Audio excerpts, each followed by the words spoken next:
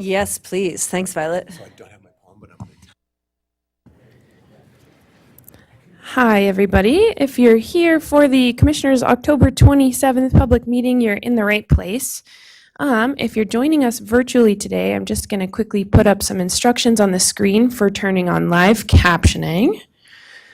Here we go. If you're joining us in the Sophie Moise room, we will have live captioning on the screens throughout the meeting.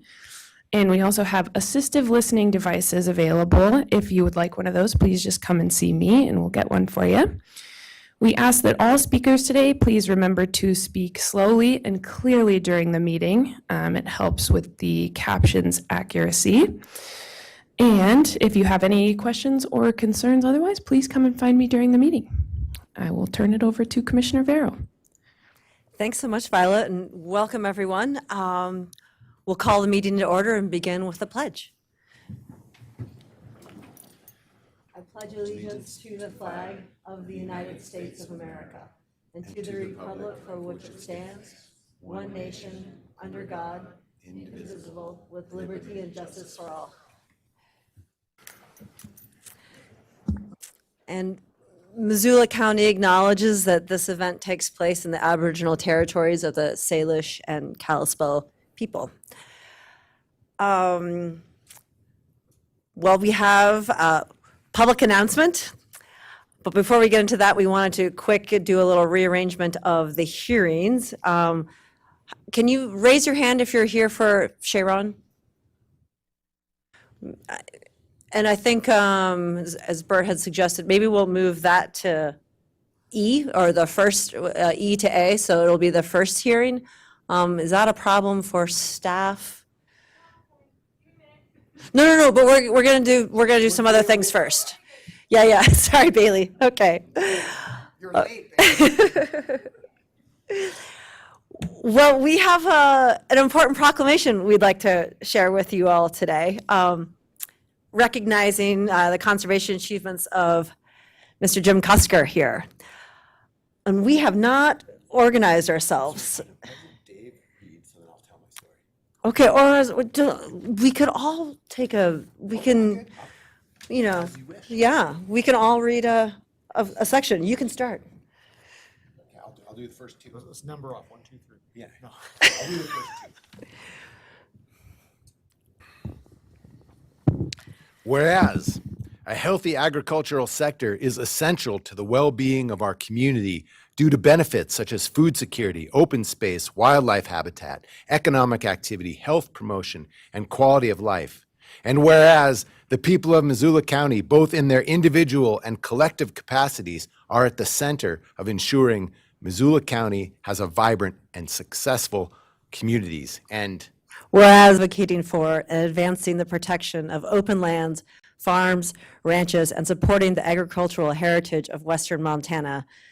And whereas he has been a tireless advocate for the importance of agriculture and was instrumental in the shaping of the open lands conservation work in Missoula County. And Whereas Jim has been a dedicated volunteer serving on the original Missoula County Open Lands Working Group in 2005, which contributed to the creation of the first countywide open space bond.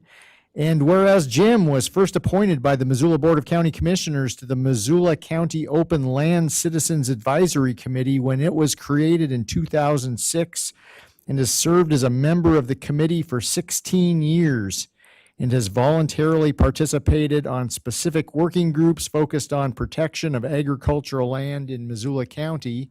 And whereas Jim has also spent decades serving as a dedicated board member for local nonprofit organizations, including Five Valleys Land Trust and the Community Food and Agriculture Coalition, and is also a dedicated member of the Grass Valley French Ditch Company.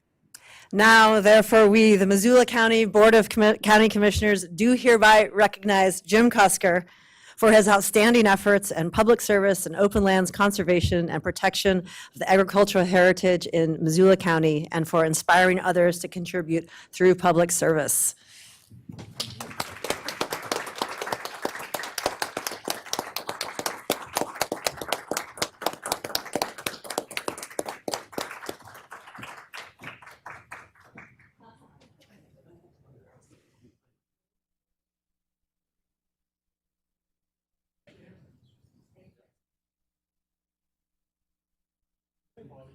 Oh, yes.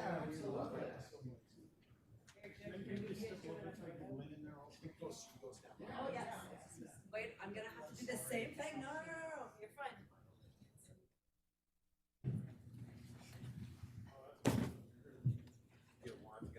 I gotta get another camera. Stand up.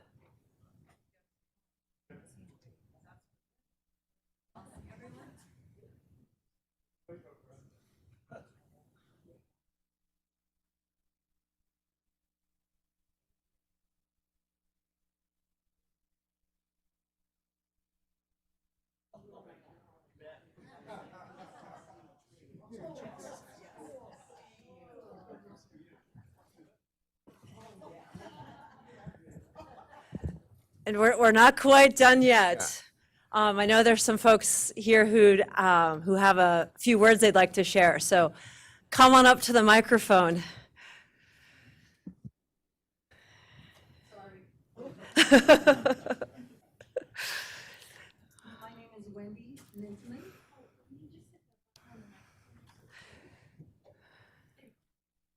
My name is Wendy Nintman, and I appreciate the opportunity to say a couple of really quick words because anyone who knows Jim knows that he is more comfortable giving accolades than receiving. So please don't hold this against me, Jim, okay? First thing I just want to mention is that Jim is first and foremost a teacher. And I don't know if you all saw what happened, but 1963, biology. And that was the first thing I was going to mention was you don't have to go very far in Missoula to find someone who took his class in high school and remembers. And I don't know about you guys, but I don't remember who my science teacher was in high school. I don't even remember if I had science in high school. But that couldn't have been more perfect. So, and even to this day, he is mentoring teachers and students. I just learned that last time we got together. Still doing that as well as mentoring people throughout our community. But equally importantly about Jim is he's also a learner. And I think that's such an amazing thing about him. He's so curious. He is always a student. And he's always really willing to take a look at the hard issues and, as we call them, the big ideas and tackle the unanswerable questions. And that's a really strong combination today, but I know that's not why we're here. We're here to honor his commitment and passion for the landscape of Western Montana and specifically working lands. Missoula County's agricultural lands that provide the quality soil and the growing conditions for farmers and ranchers. And it's those lands that gave this place the nickname the Garden City before Missoula even had a name, which I didn't realize until today. And I first met Jim early in 1989. I was the director at Five Valleys Land Trust, following in Greg Tollefson's footsteps. And I came from the private sector and really didn't have a clue about nonprofits or land trusts. And I walked in the office and I said, how does this work? Like, how do we get paid? Oh, you walk over to the post office and there's checks in the mailbox. And how do we get projects? Well, these landowners just walk in the door, they seek us out. And I was like, yeah, right, whatever. And then within literally a few months, first landowner to walk in the door for me was Jim Cusker, which I still can't believe my good fortune about that. And after that conversation that day and then many more, we ended up doing a conservation easement on his family's ranch, and that was my first conservation project for a career that spanned about 30 years. And I think the reason I was able to do that work was because I've always had faith that there are people like you, Jim, out there stepping forward to do something that both meets their family's needs, but also always thinking about the greater good and the good of the landscape and the good of the people who live here. I hope those people never stop walking in the door. And Jim really taught me that trust is just as important a word as land is when you're doing a conservation project. And the last, I just want this one little story. I was thinking about Jim. a few years after I started at Five Valleys, we did a visioning process where we had to look at the valley, at Missoula Valley, but also Missoula County, thinking about what we wanted our community to look like in 50 or 100 years. And on my list, there was, protecting the hillsides, our scenic view shed. And I'll never forget Jim just standing up and saying, no, people have to live somewhere. And if they have to live up on the hillsides instead of on that really good stuff down there on the bottom, then that's what we need to do. And I just really appreciate how much I learned from Jim, and I feel so lucky to have known him all these years, and also that the county, is recognizing his contribution. You've enriched so many lives, Jim, mine and so many others, and you just remind us what true stewardship looks like. So thank you so much, and thank you.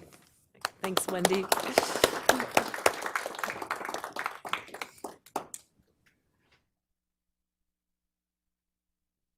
Hello, good afternoon. My name is Bonnie Buckingham. I'm with the Community Food and Agriculture Coalition, and I just want to thank you for this opportunity to honor one of my favorite people in all of Missoula. Jim Cusker has been an inspiration and true example of what it means to be an active citizen of this community. I first met Jim when planning a field trip to look at the different issues of farming in the Missoula Valley. And Jim took me on a visual history lesson of farming in this area. And as we drove, he pointed out various farms, ranches, where processing had been, where the markets were in years past. And having grown up here, he had watched many changes from early farm truck days to today's resurgence of small, localized agriculture. And Jim spoke, as he always does, eloquently about the continued reliance on the land and the unique qualities of the water table and the soil here in the Missoula Valley. This first field trip with Jim inspired me and truly shaped then and continues to shape the work that we do at the Community Food and Agriculture Coalition. Jim was one of the early founders of CFAC. He has been a member of our board for the past 17 years.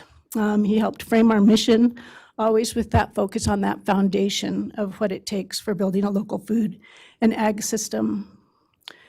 He has held a laser focus on the protection and preservation of our most precious resource, our premium soils in which to grow food. And he's the one who always shows up, all these years, always speaks articulately, very passionately about the value of conservation. And when it seems like we're wavering or losing focus, he's there to remind me, and all of us really, of the value of staying the course. Jim understands the need to take the long look, realizing that change happens in increments, and we have to be in it for the long haul. His dedication has never wavered, and we as a community are all the better for it. So thank you for honoring Jim today. There's no one more committed to this community and its long-term health and vibrance. And I am so very happy and honored to be able to share this honoring of Jim today. Thank you. Thanks, Bonnie.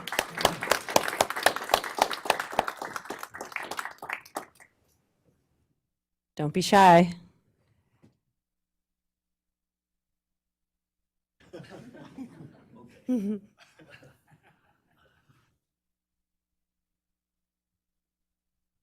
Well, first of all, I'd like to thank you very much for that lovely proclamation. I think it was quite overblown, but I'm quite appreciative of it. I guess you might say that I was born with my roots in the soil. I still live and help manage the modest-sized farm ranch where I grew up. Dad moved the family over here from Wolf Point in 1938. During my time on the farm, I was able to enjoy all of the activities that were there, except when the work got too hard. And I found that working there gave me a very, very deep appreciation of this wonderful natural resource that we have, and that's fertile agricultural land, which is the productivity is enhanced thereof with adequate irrigation. So I was in 4-H. I was a 4-H leader. I was the superintendent of the sheep barn out at the fair. I sold vegetables at the first farmers market here in Missoula. Doing that, I certainly enjoyed and appreciated the amount of produce that you can grow on a very small piece of land. Now, agriculture, what do you think about it? I think you can make a very, very strong argument to point out that civilization as we know it today could not have existed without the invention of agriculture. After all, our species came out of Africa 300,000 years ago. However, hunters, gatherers, and spreading essentially all over the globe, making their way finally to North and South America, up to perhaps 25,000 years ago. But then something very interesting happened, approximately 10 to 12,000 years ago. My species invented agriculture, which meant, hey, you don't have to be just a hunter and a gatherer. You can take these plants that we found by gathering as being extremely productive, and you can grow them yourself. And wow, was that ever an invention? Because once again, a relatively small chunk of land could produce sustainable produce for many, many people, meaning that there were many people who didn't have to go out and work in the fields. They could bring about all of the inventions that we have enjoyed since that time. Agriculture, I would maintain, is the very foundation of what we're enjoying in civilization today. Now, I've been extremely appreciative of the county government here in Missoula. Missoula County made its mark early on, much to the displeasure of many other counties in the state, by actually looking at and trying to obey the state law that said when subdivisions are proposed, you must examine that land and determine its impact on a number of important factors. First and foremost was agriculture. And the commissioners here attempted that, never did really get it done, and now the state government has closed that. However, I applaud the fact that through your leadership, you have helped guide the new zoning regulations, because embedded in those regulations are provisions that say if you're going to plan development on these larger chunks of land, you're going to have to put at least 50% of them in permanent protection for agricultural purposes. That's wonderful.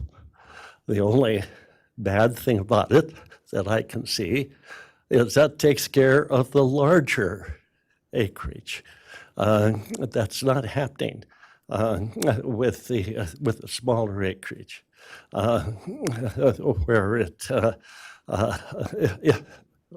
once again, the conservation easement, which has been tried and true mechanism for providing the protection of agricultural land in perpetuity has been used very, very effectively, mostly for preserving chunks of large land. Would it work for the preservation of small acreage? Extremely productive? Absolutely, especially since the precedent has been established. And what happens when this occurs? The owners of that protective land will be reimbursed for giving up their development rights. And that's what the open space bond, the first one passed in, what was it, 2006? Much of it has been used for that purpose. And it's worked wonderfully. Would it work again today? Absolutely. However, we've bumped into a few problems. Unfortunately, land trusts no longer seem to be excited in preserving small chunks of land. Consequently, we're going to have to find ways to protect those extremely valuable pieces of highly productive land. Hopefully, things can be worked out where conservation agents can be used there. So I'm looking forward in the future to be working through the Open Lands Committee, through CFAC, and of course, first and foremost, you three people up there. Because with you being the leaders in this county, it's very apparent that you are going to work with us to find some way to do that. We got to spend that bond money. The new bond was passed in 2018. The county share, $7.5 million. We still had almost $500,000 left over from the old bond. Some of that's still sitting there. So I look forward to working with you to go through that, find ways of protecting it. And, well, thanks again, begrudgingly, for your remarks on the proclamation. And Wendy, I'll excuse you this time, but not next time, okay? So the first thing that we can do, of course, is to go out and vote. Vote for Dave for another term as county commissioner. Erlene and I have already, and of course we intend to vote again on election day several times if possible. So thank you very much. Thank you. Thank you, Jim. So we should be done there, but I just can't help myself. Sorry. So I'm just going to relay a little story, and there's kind of a rhyme between what I'm going to say and where we are right now. So I first heard Jim Cusker speak when he spoke in front of the county commissioners. I wasn't a county commissioner. I was a young farmer. This would have been in the early 2000s. And the meeting was over in the courthouse. I think it was upstairs, big soaring windows, beautiful view of Mount Sentinel. It was in the afternoon. The alpenglow was catching the mountains. You could just see the light shining back. And I don't remember the specific issue, but it had something to do with subdivision regs and soil. And I was there as a young farmer to testify, and it was a big deal. I'd never done such a thing, but the issue was really important. A developer came and spoke in front of the commissioners, and I remember sitting behind him, and he had a line cut across his back of his hair, a perfect Barbara line, and a leather cell phone holster, a big guy.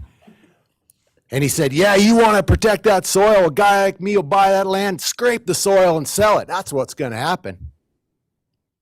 And the commissioners were kind of like, whoa, yeah.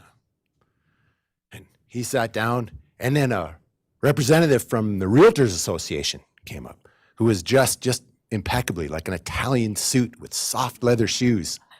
And he said, the realtors had been left out of this. They had no voice. and talked about them being disregarded when the need for homes was so intense. And the commissioners were leaning in and, oh man, and I thought this is going badly. And then I charged up there as a young farmer, and I don't remember what I said, and I don't think the commissioners remembered 5 minutes later. They did drink water and look out the window at the beautiful mountains. And then this guy walks up and he said, you know, I knew today there'd be people talking about development and there'd be people talking about real estate, but somebody had to speak for the soil. And he talked about his upbringing and that ground and his family and his neighbors and our community. And the commissioners voted to do the right thing. Well done, Jim, and you're still showing up. Thanks. And you can get a copy of, oh gosh, what's the title? Home Farm. Home Farm at Fact and Fiction, where you can read a little deeper into that story. So check it out. And I had the pleasure of getting to serve with Jim Cusker on that the inaugural Open Lands Committee board in 2006. And he was such an example of patience and service and dedication. And we really look to him as an elder in his historical perspective, but he also could do it with an eye towards the future. And he always did it with that Cusker smile and the Cusker twinkle. And I think it was forged from years of being a high school teacher. But just, Jim, thank you so much for your example, and really appreciate it. And I would just, we don't get to applaud much in this room. I mean, there will be no applause about the health code later, so let's take advantage of it. Well, maybe there will be. Sorry about that, Missoula City County Health Department person. So, yeah, Jim, it's been an honor, a privilege knowing you, working with you on issues related to agriculture. There were times in the past when it was a little lonely up here on the dais, speaking on behalf of land and soils and agriculture. That day is not today. We have a great team, and I think you have provided the inspiration that helps us get up in the morning and do what needs to be done for future generations here in the Missoula Valley and Missoula County. So thank you.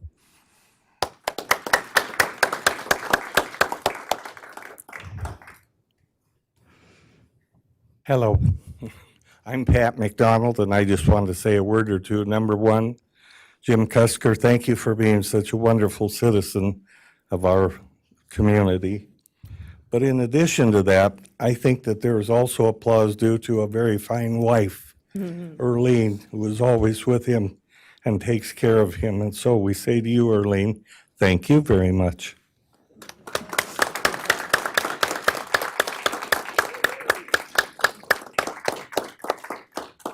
Well said, Hav. Thank you. Okay, well, thank you all again, and we'll continue on. And actually, I've lost my agenda. We don't care. Thank you. We'll start with Sharon, if that's okay.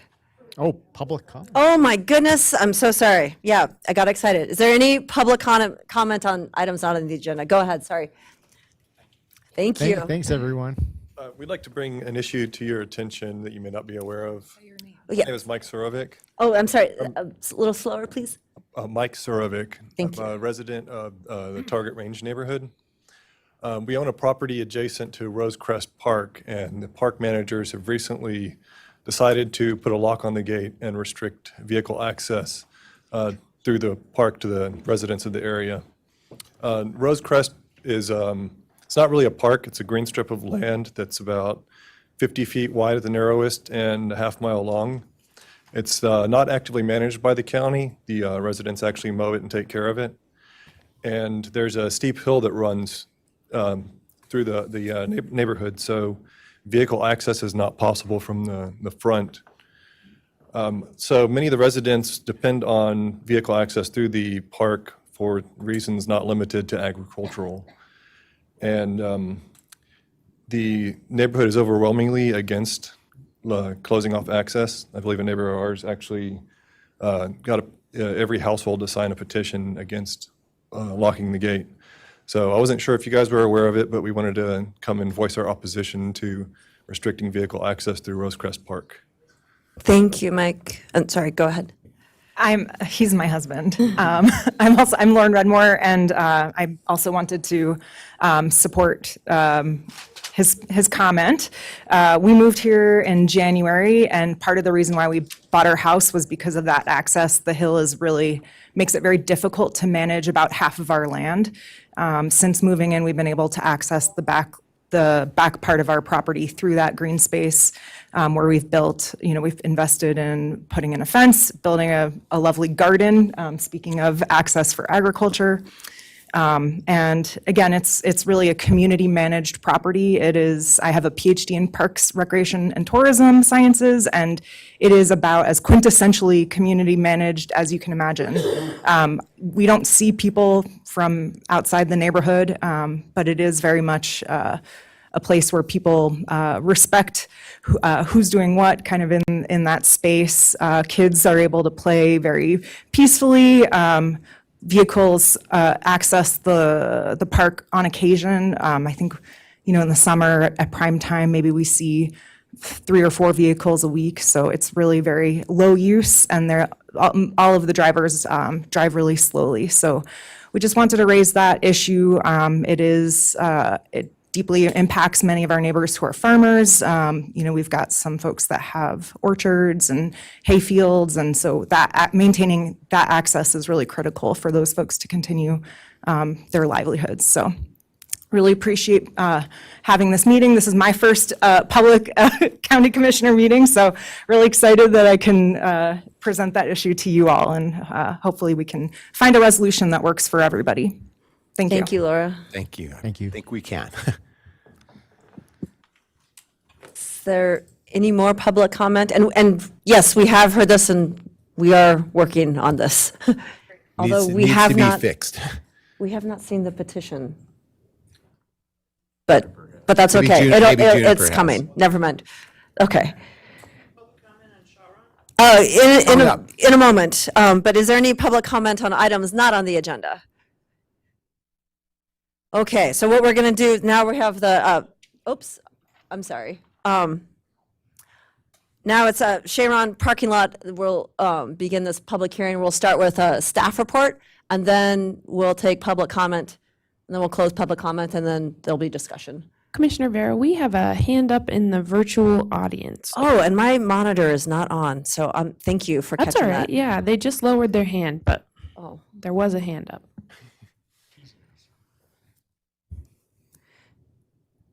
okay. Okay, not anymore. And thank you. If you guys see anything, let me know. Okay, Bailey, all you. Okay, I will share my screen here. Hold on one second.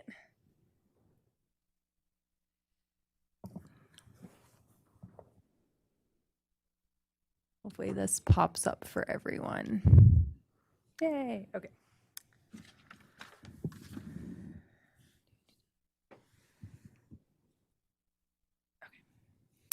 Okay. So this is regarding the Sharon parking lot public hearing. Hopefully I get the right screen to go to the right slide today. There we go. Okay, the subject property, it is not the subject property I have identified. It's actually in the MDT right-of-way, but I can't click on the MDT right-of-way, so I clicked on the most adjacent parcel in order to get everybody in there. And I know it's zoomed out, I will zoom in, but the property the MDT right-of-way is adjacent to 4691 Highway 200 East, so out in here a little past East Missoula. This is, again, the property I've highlighted is adjacent to it, so it's in this right-of-way. If you can kind of see my mouse there. It is split zoned between residential and resource and open land. So the residential is the yellow or yellowy orangish color, and then the green is the resource open lands. So the project overview, Missoula County, in collaboration with Montana Fish, Wildlife, and Parks, is proposing to develop an expanded parking area near the Sharon Fishing Access Site. So the actual access site is a couple lots further to the, what would that be, to the west, southwest. Its purpose is to address public health and safety issues associated with the lack of parking capacity at the existing fishing access site. Again, the parking lot would be located within the MDT right-of-way, and there is proposed a small trail down to a side channel of the Clark Fork River. As public agencies, Missoula County and Montana Fish, Wildlife, and Parks are allowed to vary from the zoning regulations through a public hearing pursuant to, and I have the section listed in Montana State Law 762402. Through this process, it's basically taking public comment, but the commissioners are unable to approve, conditionally approve, or deny the proposal. And that section from state law is basically when public agencies are proposing to use public lands for a public purpose. That is where this process happens. We don't get very many of them for obvious reasons. So this is, and I know it's kind of not the best picture, is the best screenshot I could give, but this is kind of showing where the parking lot is proposing to be. This square that's kind of right here, if you can kind of see it, let me turn my laser pointer on. I think I can do this a little bit better. There we go. So this square right here is that, if you go out there, that gas line that's crossing the river, that is this square right here. So that kind of helps in your mind put in where it's very far up that right of way, kind of almost to the point where it can't fit there anymore. But this is the proposed parking lot. This is the trail going down here to this side channel of the river. So there's a multitude of zoning deviations that are being requested. They kind of fit into 3 chapters. Chapter 2 is our specific zoning district bulk and dimensional requirements. The 2 that got triggered were the overall maximum lot coverage. So this is under our new zoning that went into effect in July 1st. So the maximum lot coverage now includes parking lot pavement, basically. So the parking lot does trigger that. They are exceeding that coverage in the residential zone, as well as vehicular access and maximum driveway widths. We have standards that say, I believe it's 20 feet, and they're proposing 24-foot wide, which is normal road standards, but that's just one of the new triggers. Then you have Chapter 6, which are our site design standards. So that includes landscaping. This would require street trees to be placed along Highway 200 every 30 feet, as well as landscaping standards for not only within the parking lot itself, but as well as perimeter parking lot. And this site, and there's more responses from the Public Works Department and Fish, Wildlife, and Parks, but there's no water out here. And so that's one of the issues, is requiring all this landscaping when there's not going to be any water facilities to supply that water for that. Bicycle parking, they are proposing some bicycle parking, but it may not be to the extent of what is required under the zoning regulation. So that's one that's on the list, but it actually may be met more than not met. And then finally, Chapter 7 is our environmental design standards. This is probably the biggest new section, I think, that we've had most of the zoning regulations for people. There are what are called the riparian resource protection area and the riparian resource buffer. And within those 2 areas, and I have a map I will show, there are certain things that are allowed within those areas and things that are prohibited within those areas. And quite a bit of the parking is actually prohibited within those areas, including fencing in the riparian resource protection area. And they are proposing some fencing as well to limit public and people, and providing, better access to the trail without having it disperse across the property. And then again, the footpath, there are provisions to allow the footpath within it, but there are some standards, so they are trying to work with that to make it comply, but there could be some areas where it may not meet the maximum width that's allowed. So this is the biggest one I wanted to point out is really those riparian buffers, and hopefully people can see them. But so there's two areas with the riparian resource protection regulations. You have the riparian resource protection area, which is a 50-foot setback from the mean high water, it's actually, for the Clark Fork River, we use the channel migration zone mapping that was done. So we use the actual stream levels from 2018, 2019. But it's a 50-foot setback. And so that's where this line is here, this kind of yellowy orange one. And then on top of that, you have a buffer, which on the Clark Fork in this area was an additional, I can't remember off the top of my head. Hold on 1 second so I don't misspeak here.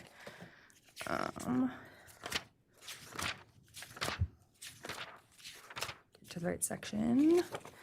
It was an additional 125 feet. So off of that 50-foot, you would have an additional 125-foot buffer. So a total of 175 feet from the 2018-2019 stream channel. And so that's what that red line is showing. So as you can see, I mean, almost the entire parking lot is within that buffer.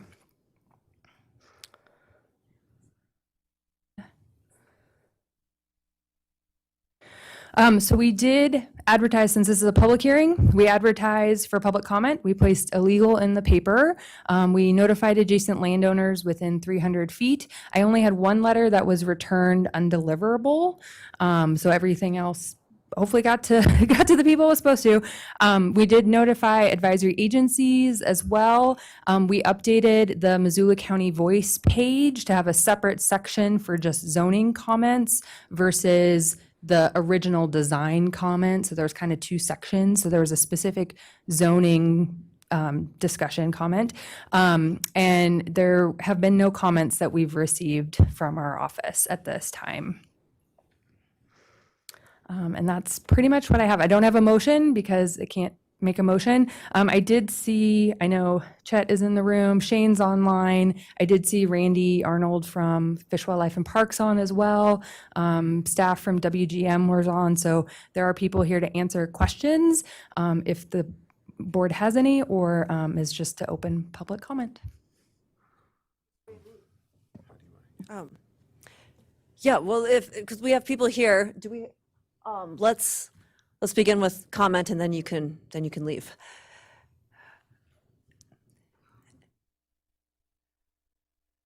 Good afternoon. My name is Bert Caldwell.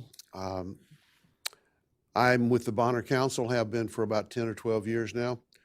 And from day one, been discussing with your predecessors and with their predecessors about the parking issues on Tamarack Road and down Brickyard Hill near Sharon. It was dangerous, both of them. You guys got something done for us on Tamarack, and it is a much safer road to cruise down now going to Milltown State Park. Still got some parking along 200, but there's a wider place for them to park than there was on Tamarack. So thank you for that. The Sharon Park area is, I've been amazed for the 12 years I've been looking at it. I don't know of any real injuries there or any deaths, but the probability of it happening is exceptional. It's really high. People get out of their cars, they step out in the street, they don't look at cars. So anything that you can do, and I fully support the parking area here, anything you can do to get those cars off the side of the road near Sharon would be a great thing. And it would be a preventive measure for someone getting hurt or killed in the future. That's it. That's all I got. Thanks, Bert. Thank you, Bert. And, thanks for moving this up in the agenda so I can leave. Okay. Nothing personal.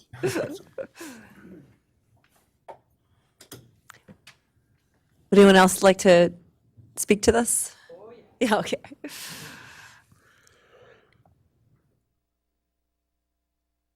My name is Darcy Steiger, and if you look at that map, zoom in on it, please. Where your red arrow is. where it says riparian buffer, that is my property, right where that writing is. I own the largest chunk of property along the highway there.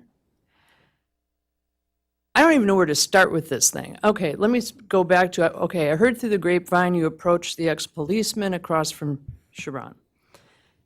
He basically told you guys to get lost. Then I heard you approached Mike Nelson, our neighbor, and that property's been in his family for a long, long time. I heard he said no twice, and then somebody found out there was an old railroad easement there and took it by public domain or whatever you call it. So, and I mean, Dusty Deshawn, he grew up there, and they farm that over there. They put in alfalfa. Dusty stores his hay there.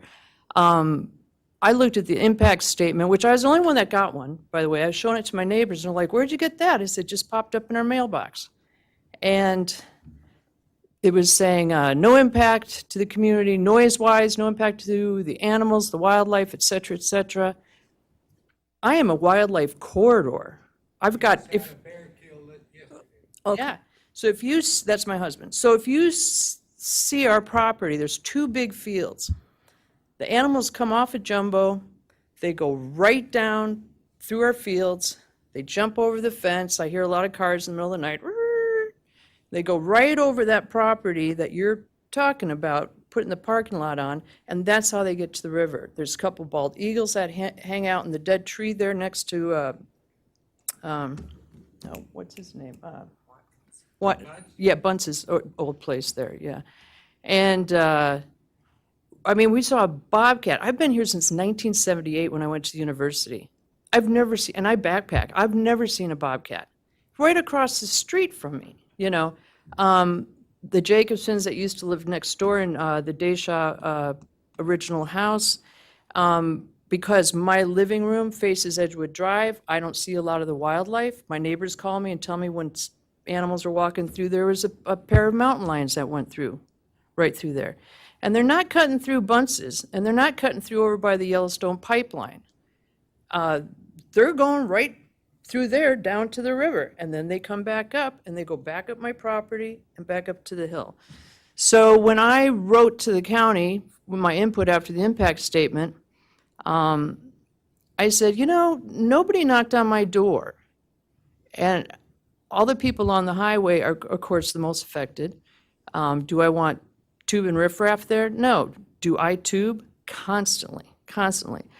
On a very hot day, I will count the cars on the highway, and on one side, it can be over 50. So this parking lot that's been chopped down to, what, 63 or something like that, is not going to solve the problem. Everybody knows those cars are there. My God, it's so visible.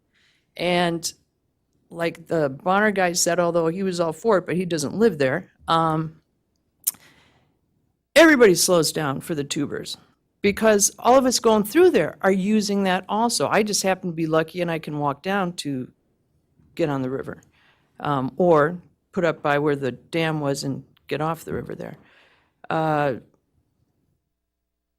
mean, it's only really highly used. Tamarack was a problem because that was a narrow little street. I get that. But now those cars are up on the highway, right around the corner. But there's no wildlife corridor going through there. But the noise, we don't typically lock our doors. We're going to be locking our doors. I hate to say the riffraff because I'm part of the tubing community. But do I want all those people over there? And then today you're saying, oh, well, we'd put trees down it. Okay, well, now you're blocking our view, if this does go in, to across the river and looking down the valley. You know, it was bad enough when Canyon River went in there. But I don't know, I'm just sick over this. And for this meeting, I was calling neighbors this morning. Most of them didn't even know about it. And the others are like, 2 in the afternoon, I'm working, or I got a dentist appointment or whatever. So I got the impact statement, showed it to a few neighbors. Some I couldn't get a hold of because they've gone to cell phones. They don't have their new cell phone numbers. And the other people are like, we never even got anything in the mail. There's only 83 houses there. And the thing is, it doesn't affect just us on the highway. It's the people going down and trying to turn down our streets. You've got Sunnyside, where you've got one entrance into the parking lot, and then you've got us on Edgewood Drive, which is the other entrance into the parking lot. And that's where we're all turning to go in. And Sunnyside, that's half-acre little unit called Sunnyside Meadows. And they all share water, et cetera. And then there's properties like me on Well Water, et cetera, you know. Darcy, I'm sorry. Have you've written all this down in your comment letter? Well, I commented when I got this. Okay, like, and two- then two- Well, I didn't encourage- write down all that because, I mean, I've been talking for a little bit. but I'm just Yes, trying and to that's make what we you- have to keep going. And so I think I'm the only one really. kind of cutting you off, but Yeah, you're if, definitely cutting me off. but if you would send in a comment letter and encourage your neighbors and whoever else you're talking to send in their comments, that would be really helpful. But go ahead and wrap up, and then we'll get to the Okay, next well, person. so let me just clear up one thing. Did you guys take the land by eminent domain? No, the land is public land. It's owned by Montana Department of Transportation. I'm sorry, Montana Department of Transportation has an easement on the land. We asked to use their Like an easement. 1890s railroad thing for the mill workers or something? They have an easement on the land. I think it has to do with the right-of-way. If you hang on just a sec. Shane, are you out there? But it was owned by the Just- Nelson. I want to do this to get you an exact answer because you absolutely deserve that. I do. You do. Shane, would you mind speaking to the mechanics of an easement right in the right-of-way? Yeah, so Josh, where the parking lot is, the actual parking lot itself is in MDT-owned fee title right-of-way.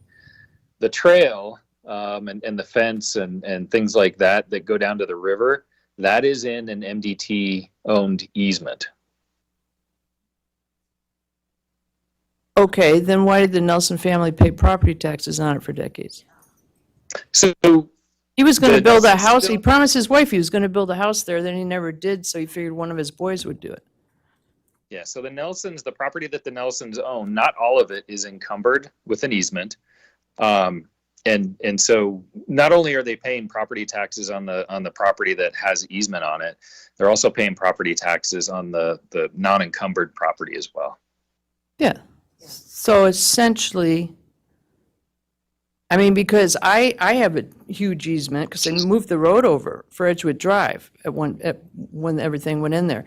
And so when we bought the property, we found out our property actually went to the middle of Edgewood Drive. And there's an easement there. Everybody's got easements, you know, but you're still paying property taxes on that. But yeah, the impact statement, I mean, I'm a former draftsman and it was so hard to read. I mean, like this, I would have been embarrassed as an engineering firm to put that out. And I know Jeremy really well from hockey. I was going to call him about that. It was embarrassing. It really was. The whole impact statement was just, it was a joke. I mean, there was stuff on there that we don't even have those kinds of raptors. And so I figured, oh, well, this is a national kind of cover every animal out there. But to keep saying none, no impact, no impact, no, you know, it's like, I don't think so. So anyway, I don't know where you want these comments to go. bcc@missoulacounty.us. And- Right, but don't you usually have a specific little tag on that to Yep, go to? and then it'll go to its specific file. Okay. Thanks, Darcy. Sorry, Dave. Yeah, just for clarification, Bailey,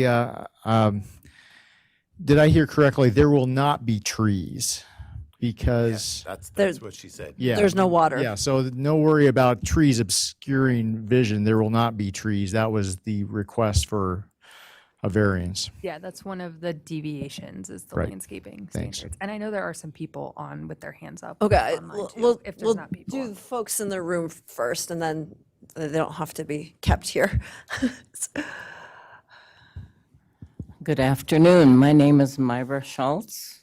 I'm Linda Nelson's sister, and I'm a retired land use attorney. I'm sorry, Myra. What we're going to do, because there are people in here, we're going to give folks 3 minutes, so Okay, I'll speed it up. there we go. And then, of course, you can leave your comments with Violet, too. Well, I just found out about this last weekend, and so I haven't drafted any comments, but I'm concerned about the notice letter that my sister got dated October 7th, 2022.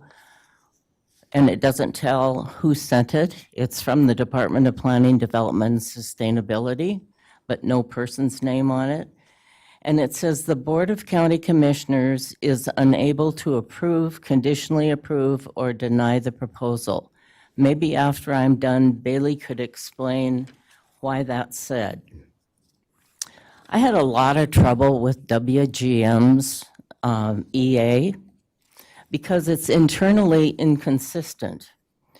And my sister and brother-in-law had repeatedly been told that the access to the river was going to go along the highway and then down to Sharon, not across their property.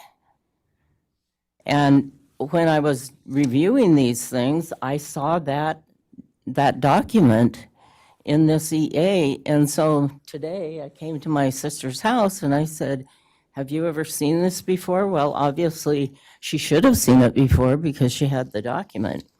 But she didn't understand that. She did not realize that they were going to put gravel paths across their property down to the river. They were never aware of that. And what's really disconcerting is on page 25 of the EA, comment number A, it says, trail construction will be along an existing roadway, not across some easement that the county apparently thinks it has, but along the existing roadway, which is Highway 20. So I think WGM has to go back to their EA and at least make it internally consistent. And maybe Bailey can tell us why the county commissioners are unable to approve, conditionally approve, or deny the proposal since we're having this public hearing. There's one more drawing that Bailey's probably aware of that has this little triangle that says approximate right-of-way boundary, and I have no idea what that is because it isn't on there. So I'll take it up to her. I won't take any more of your time. Apparently, you have allowed people to submit further written comments. Okay, thank you very much. Thanks, Myra. And Thanks. Shane, could you speak to this trail issue? I think that both trails exist. Just want to see if we can clarify this for Mrs. Schultz. You mean inside the right of way, Josh? Yeah, it sounds like a trail going along the road and a trail going down to the river. Yeah, and both inside of the transportation easement, and we've reached out to MDT for concurrence on all the work we're doing inside their easements and fee title ownership, and they believe that they have the right to give us the authority to construct those facilities. Did you catch all that? It sounds like there's a trail along the road and down to the river, and both trails are on MDT land. within the. Is that what, I just want to make sure I Yeah, they don't exist. A question for you, why would the ex-sheriff have been approached for his property across from Sharon if you guys could have taken this the whole time? For nothing, instead of paying, maybe a couple million or something.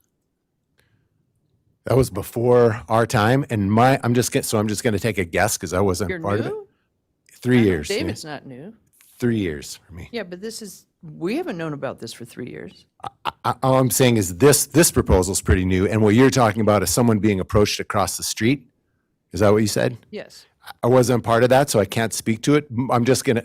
Really, I wasn't. I could No, I'm show you just where I saying was. This all sounded like that happened right before the Nelson property. That's what I'm talking about. Like, oh, we can't get that one, so where's another chunk of land to put this on? I can't And like I speak said, it's to- not going to solve the problem because you're still going to have an extra 50 cars sitting along the highway. So I can't speak to asking the neighbors because I wasn't part of that. That happened before my time. Okay. My guess, and I'm just going to do my best to totally respect the question and guess that the folks who did make that ask were unaware that MDT had an easement on the other side of the road and were unaware that they could make use of David, that can you easement. address that? I'm not aware of approaching the landowner across from Sharon. And had I been a part of that, I think Josh is right. It's only been the past couple of years that we've explored this option at the location here where there is both fee title that could be used for the parking lot and also an easement. Yeah, we did not have a couple $1 million laying around to purchase some Well, other. I wouldn't think so, but, you know, I've been just trying to get a simple bike path for the Bonner kids, and my kids are already in their 20s, so the West Riverside kids could get down to Sharon. Just a simple bike path. Finally, one was put into Tamarack, but it wasn't continued, and then Highway 200 is redone there across from Marshall Grade, and they didn't widen it, so you can't connect it. The kids can't even get to East Missoula safely, and we're talking about this stupid parking lot, which is going to affect all of us hugely, hugely. It's going to be traffic jams trying to, oh my God. It's a nightmare for us. If you live there, you would know. Thanks, Darcy. Is there anyone else in the room that would like to speak to this? Okay, and I can't see who's online, so. Yeah, first online participant with their hand up is Kendra Sorensen. Kendra, you can unmute and give your comment. Thanks. Good afternoon. My name is Kendra Sorensen, and I live at 4685 Highway 200, which my boyfriend and I bought from his grandpa Bunswatkins. So it's the house just north of the Sharon fishing access, and it's immediately the house right next to the parking lot that's being constructed. And I'm speaking today to request that the county install proper fencing along the easement to the river and parking lot so people do not unknowingly trespass onto our property. We've had things stolen off of our property and have subsequently had to purchase expensive security systems and most recently put in a fence along the highway. I am assuming this project will only increase the amount of people who recreate in the area, which we really hope doesn't increase the amount of criminal activity. Thus, why we are requesting significant fencing and signs so people know where they can and cannot go. And most importantly, I'm speaking to advocate on behalf of reducing the speed limit to 35 miles per hour until Marshall Canyon. The current speed limit is 45 miles per hour from Brickyard Hill to my house right after Sharon, which turns into 55 miles per hour. The new 70-car parking lot, fishing access, and bus stops that are about to be built here will have 2 entrance and exit points without any turning lanes right where the speed limit increases to 55. The current speed limits create many traffic safety issues, which are even worse during summer congestion. The main safety issues include congestion at the Sharon fishing access, residential roads, driveways, and school bus stops.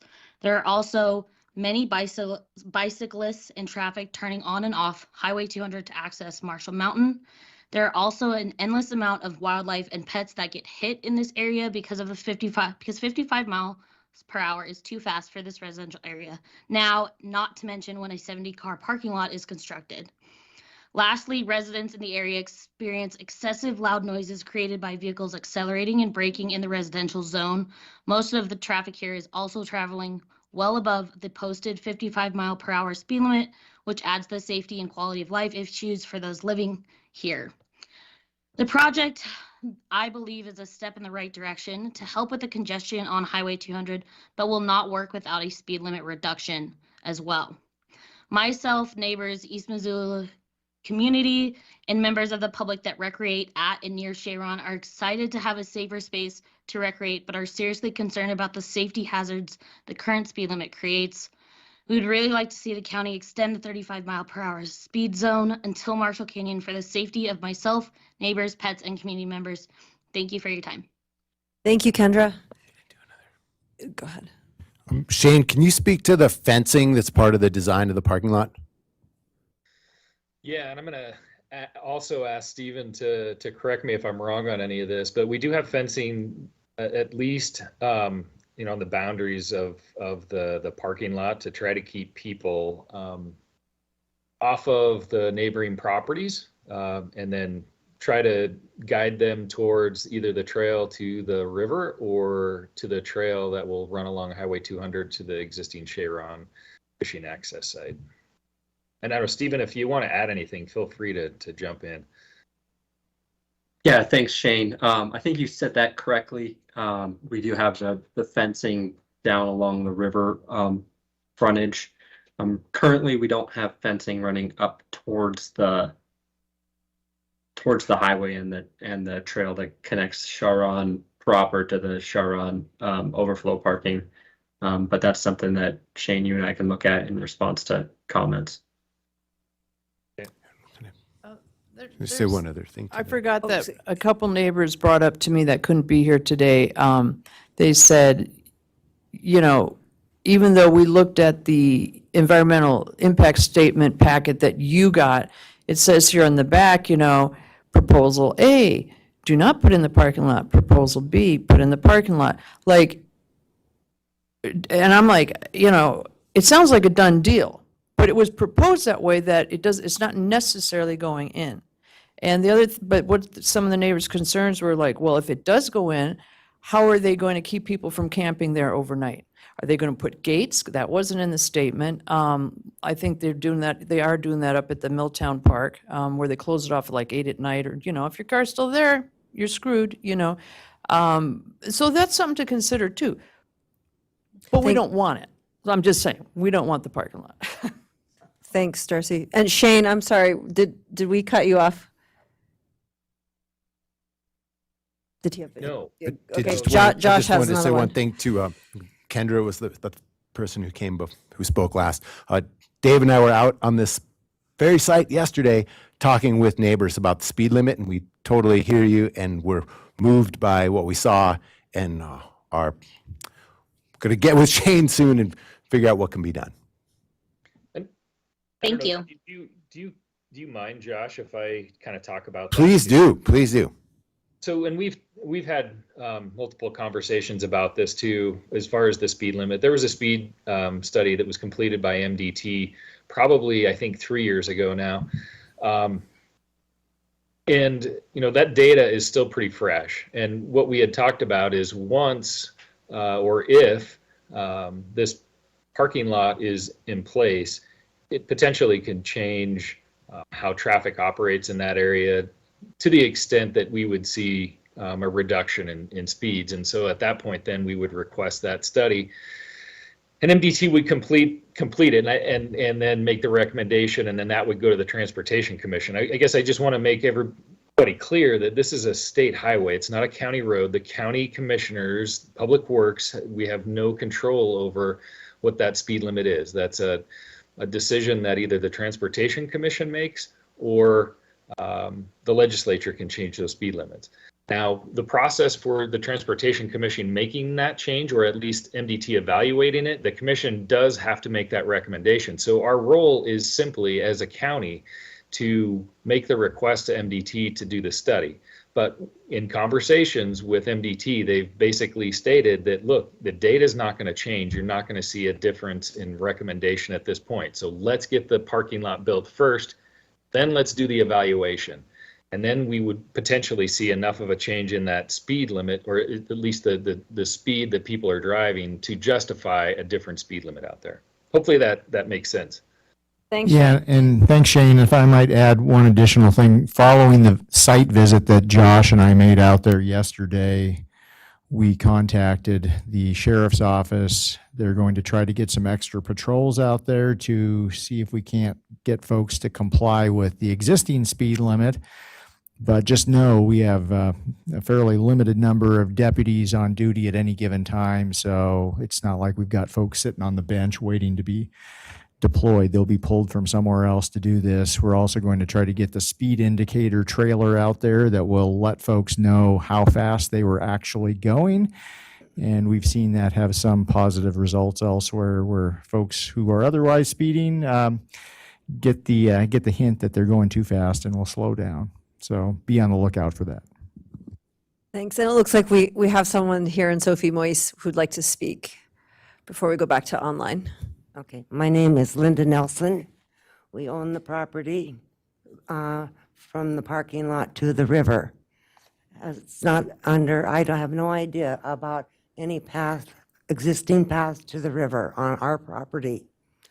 If there is an existing path to the river on our property, what is our liability as a property owner for that pathway? You're proposed to erect a fence around the parking area. Will you put up no trespassing signs beyond that point?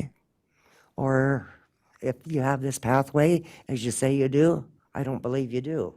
How about the toilets? You know, right in front of our property, we're going to have these toilets proposed on one of the proposals that I have.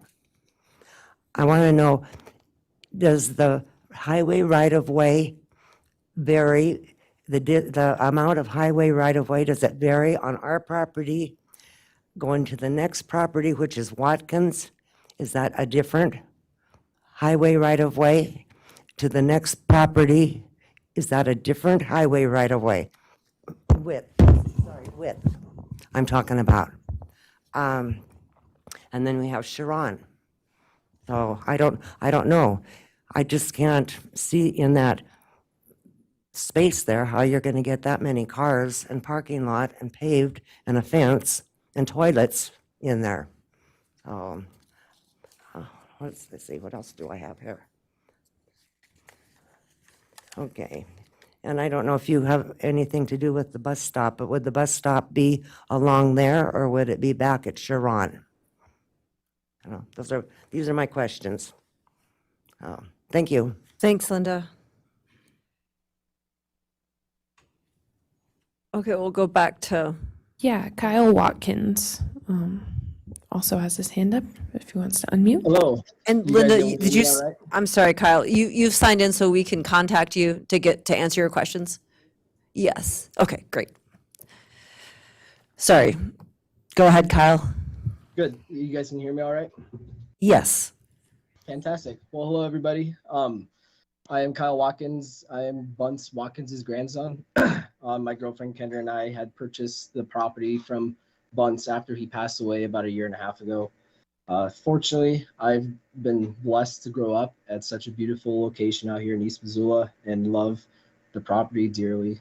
To myself, I do want to say thank you to Darcy and to our fellow neighbors for bringing up some of these very, very great concerns that we all have with the proposed parking lot. I will echo some of the response that my girlfriend put out, saying that we do think if the property, the subject property parking lot does go through, it would help alleviate some of the congestion that we all experience with this parking lot during the summer months. I will say I don't think it's going to solve all of our issues. I have a lot of frustration with the current state of affairs out in that area with parking. I mean, there's some instances where it is extremely dangerous for us to pull out of our driveway due to the amount of vehicles that are parking alongside the highway. I mean, I got to get my 3/4 ton pickup truck halfway into the oncoming lane for me to just be able to see if it's safe to pull out of my driveway. I mean, I would request that you guys got to put a no parking buffer zone, you know, plus or minus 10 or 15 feet from each driveway pulling onto Highway 200, just so we can navigate getting on the highway in a safe and efficient manner. Pulling a trailer, trying to pull out of my driveway with all those cars just creates a significant hassle. And to be honest, is very unsafe for us to be trying to you know, pull out of our driveway. Just kind of feeling and listening into the conference call, I do feel that our fellow neighbors, to an extent, were left in the dark with what was going on with this property. I feel for the Nelson family and their frustrations and the questions that Miss Linda, or excuse me if I got your name wrong, but she brought up some very valid concerns with liability and issues with, you know, this proposed trail that I will say does not exist through Mike Nelson's property to the river. And I'm very concerned with the amount of trespassing on my property and Mr. Nelson and Mrs. Nelson's property that has occurred, you know, to date right now. I mean, I could look out of my door any time of the moment between June and August, and there will be anywhere from 6 to 12 people sitting significantly into my property boundary, blowing up their inner tubes, littering trash. I've had over $1,000 worth of theft of personal items on my property from people parking alongside the highway. That's, you know, you make a police report, but whatever happens after that. So here I am spending thousands of dollars installing a fence, 320 feet to be exact, along Highway 200 to mitigate people from trespassing on my property. Will it help? I sure hope so. And I'm here to request that you guys need to do your due diligence in making sure our public knows the property boundaries if this parking lot is to be established, And they know they cannot trespass on Mr. Nelson's land, my land, and they got to abide by the rules and regulations set forth for this parking lot. It is very concerning seeing that due to the property boundaries and the way that my land and Mr. Nelson's land is constructed, it's not a rectangle, they're oblong, it's a triangle. It's very bizarre the way that the property boundaries are done. However, you guys need to make a very good effort to fence off that area, to reduce the amount of trespass, reduce the amount of theft that happens on my property, and to keep people off from basically, invading our privacy and stealing some of our valuables that have been set out in our property. I also would, let's see here. Nope, I think I handled all of the comments that I had for this. Thanks, actually. Kyle. And I think Josh has a question. I just want to say first, thanks, Kyle, and everything you're saying, we totally concur with. We feel for you that you as a neighbor right nearby this space have had to endure the impact of all that recreation right in your front yard. That is a bummer and not really fair. And want to say that the impetus for creating this is an attempt to alleviate that problem. That's what this is about. This is our best effort to get cars off of the highway so it isn't dangerous, and to contain people so they're not trespassing, and make it so there is a place for them to put their garbage. And I personally hope that this is the next step. This is the first step towards no parking resolution on that road. That's way down the road process-wise, but that's really my personal goal. So I just want to be clear in saying, I hear you, agree with you, and that this is an effort to make those problems better. Yeah, and I got one more thing I'd like to add in here I believe is the environmental study that you guys had done on the subject piece of property for this parking lot. I mean, and I'll kind of echo what Darcy had brought in about that wildlife corridor from Mount Jumbo down to the river. And I will contest that there is a significant amount of wildlife that does go through that corridor to access the river. I mean, I've seen black bear, deer, mountain lion, coyote, and also nesting geese over on Mike Nelson's property. And I would assume you guys did your due diligence to analyze the impacts of the environmental impacts, about those animals that use that piece of property. And I hope that the benefits of this property do outweigh the cons of what potential negative implications may arise for wildlife that does find that field home. Thank you, Kyle. Thanks. And Violet is there anyone else? I don't see a hand, but come on up. Thank you. My name is Sue Holden, and I'm the new chair of the East Missoula Community Council.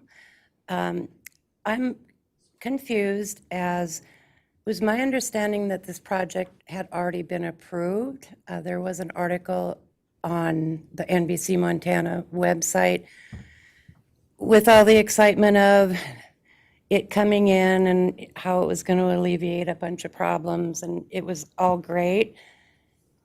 And then there was an article about how that was being put off because of the cost of construction and whatnot. So is this a totally new design, or is there just changes due to the new zoning laws?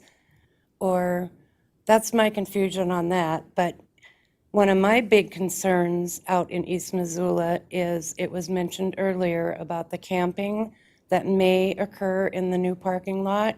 Right now on the east side of the Ole's parking lot looks like a new temporary shelter. The number of RVs and campers and whatnot that's gone up there, I don't know if you noticed it when you came through yesterday or not, but it's become concerning to the neighbors right there on Michigan. I believe the health department has been out there because people were defecating outside of their trailers, and there's no power supply, no water, no nothing. And there's upwards of 15 RVs, and they're all in that little area. Who's to say that they're not going to move down to that new parking lot? And a concern of mine would be, who's going to prevent that from happening? And then who's going to enforce all of that? I think it's a great idea, but I think given the new design and the changes that are being proposed, more thought needs to be put into it. And I echo everybody's thoughts here that, you know, there's still a lot of liability issues at hand. And the homeowners that live right there, their input to me should be very, very valued because it's them that's going to have to live with the impact of what's going on down there. So thank you. I appreciate your time. Thanks, Sue.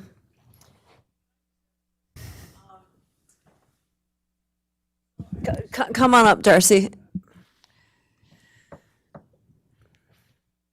I always understand good intentions for, you know, doing things. But you also have to weigh, I get it that you want to alleviate the problem. Sure, are we all just always going, oh my God, all these cars again? You know, which is due to a lot of reasons why people aren't going up the Blackfoot anymore.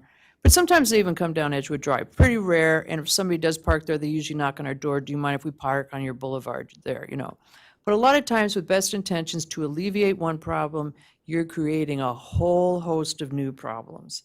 And that's what I see, because you're not going to get all those cars off the road. Even if you put a no parking zone, well, then that leaves people out that are trying to get to the river. We have this problem with, you know, the Bitterroot that all over town. We've got this problem. We've got too many people here is probably the problem. But so you're trying to fix the problem, you're creating a whole new set of problems. I mean, a whole new set. So, you know, and yeah, I realize it's a state road, and where it turns to 55 is right across from my property, which made no sense. The state did that because that's where all the animals go through. So, you know.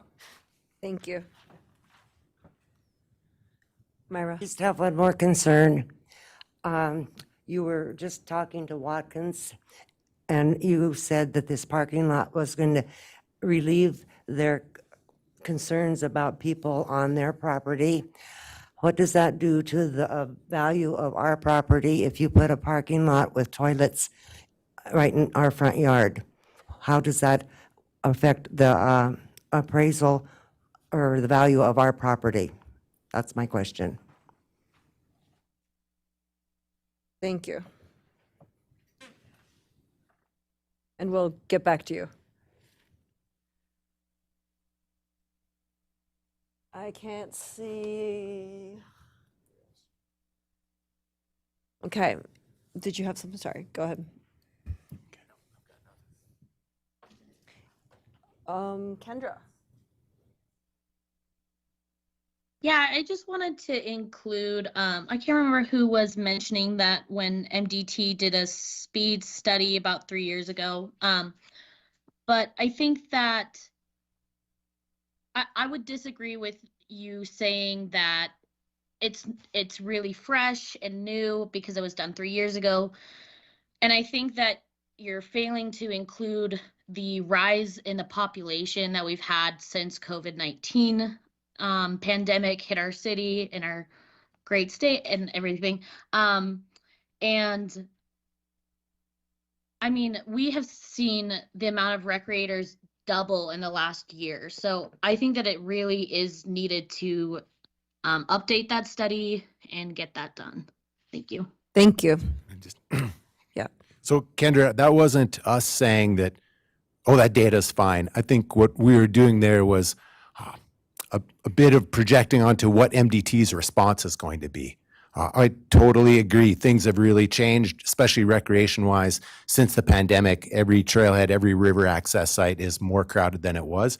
What we can do is make a recommendation to MDT. This is an attempt to backpedal or say we're not going to do anything, but just to kind of plant the seed of realism. This isn't our road to determine the speed limit on. We can push on MDT and we can make recommendations, and our best guess is the first thing they'll say is, well, we just did a speed study there. Now, that doesn't mean we won't make recommendations. It doesn't mean we won't make asks. Doesn't mean we won't get sheriff's deputies out there or put up one of those data blinking trailers. We will push on all those things.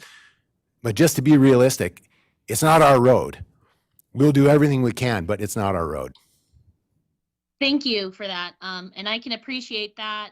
I understand that it's not your road, but you know, you're here to provide a voice for our community, and so that's really what we're doing, is to just ask you to provide that recommendation. We are going to provide hard. And Dave, go ahead.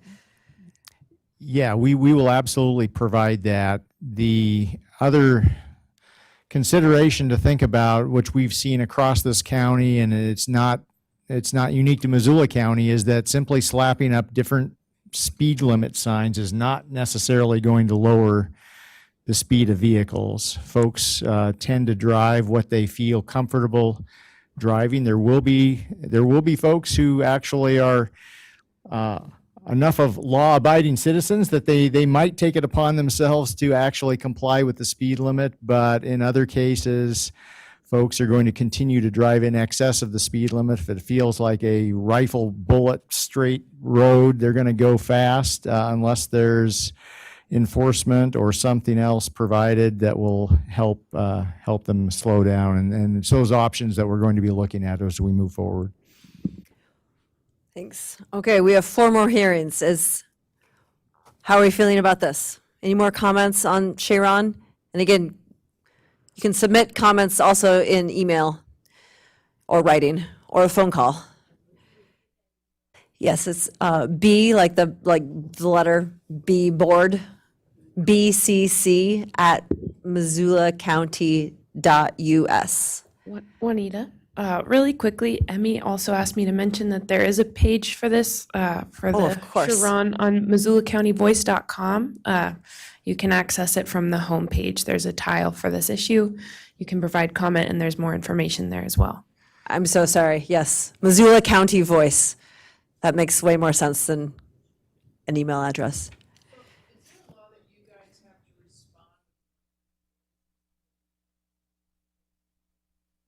Vinny, could you take that, please? So the answer to that is probably generally no. Actually, Vinny, can you turn your microphone on? Oh, did I turn it off? Or get closer to it? Doesn't sound mic'd up, so. Yeah, sorry. Usually I'm too loud for these things. There's not a specific time frame, but this is we're at a kind of an weird procedural moment where the point of this really is to take in the public comment to help inform what the agency and the fee simple landowner is doing with it. So the idea is that they should be responsive to you. The other thing is you can always reach out directly to the folks, staff folks, to try to get specific answers. Right, like I said, I was one of the only people that got the thing is that I did respond and said a lot of what I said today. But then I never heard it. And then it just, You'll need to get on in the microphone if you're going to want to be talking. I know. to us. Yeah. Well, we need you on the recording. But here, let's, Here, you go ahead. yeah, go ahead, Hap. And Bailey, would you mind describing once again our outreach attempt? Well, so I think there's a couple different things. Obviously, the EA was not done. So what we're looking at right now is the zoning deviations. The EA is done by Fish, Wildlife, and Parks. That's not something that so it was not sent by the CAP staff. You're kind of mixing multiple agencies, and I guess that's just one clarification that I would make. Well, so who sent that to me? Well, so my guess is probably Fish, Wildlife, and Parks. It was not sent by Just by my community house. planning, by CAP, by planning and development. So what notice that I sent out was to the within 300 feet of the boundary to the parcel owners about this meeting. That is the public hearing notice. So I just wanted Yeah, to but make 300 feet, really? that's what's required under state law is 300 feet buffer. That's what we do for whether it's subdivision. Your conscience was zoning. good with that? That's the law. what's required under state law. We're not allowed.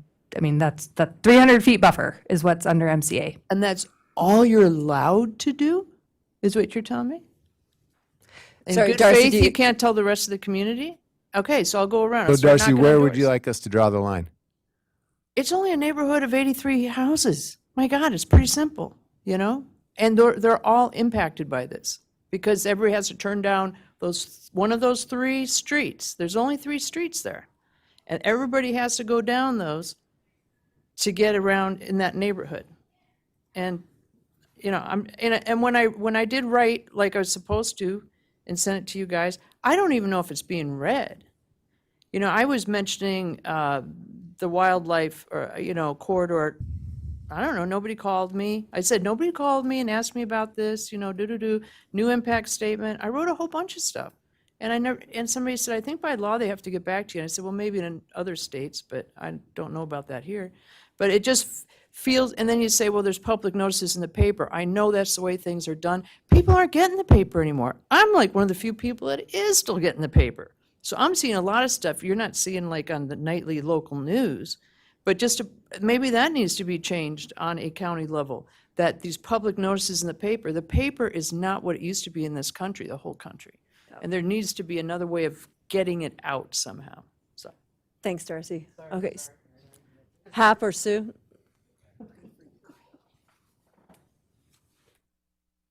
And then, just a reminder, we have 4 more hearings. I promise I'll keep it short. Okay. Number one, there's a heck of a problem out there on the traffic. As we all know, I've lived out in that area from 1949 on. I drive it every day, and so it's a tremendous problem. And I thank the two of you for going out there yesterday and viewing it. And I say this in all truthfulness, next summer, when it's 90 degrees plus, and it's a Friday afternoon, drive out there and see what it is in. It is unbelievable. Yeah. You know. So anyway, that's situation number two. I thank you very much for trying to clean up a difficult problem, and you got a difficult one. I'm glad you here. recognize that. Why do I recognize? I said, I'm glad you recognize Oh. that. It's a rare thing, and I appreciate it. Very good, very good. Anyway, I thank you for jumping into it. It's not going to be a fun one, as you can see, and your 3-minute rule kind of got overruled. So anyway, thank you very much. Thank you. Sue?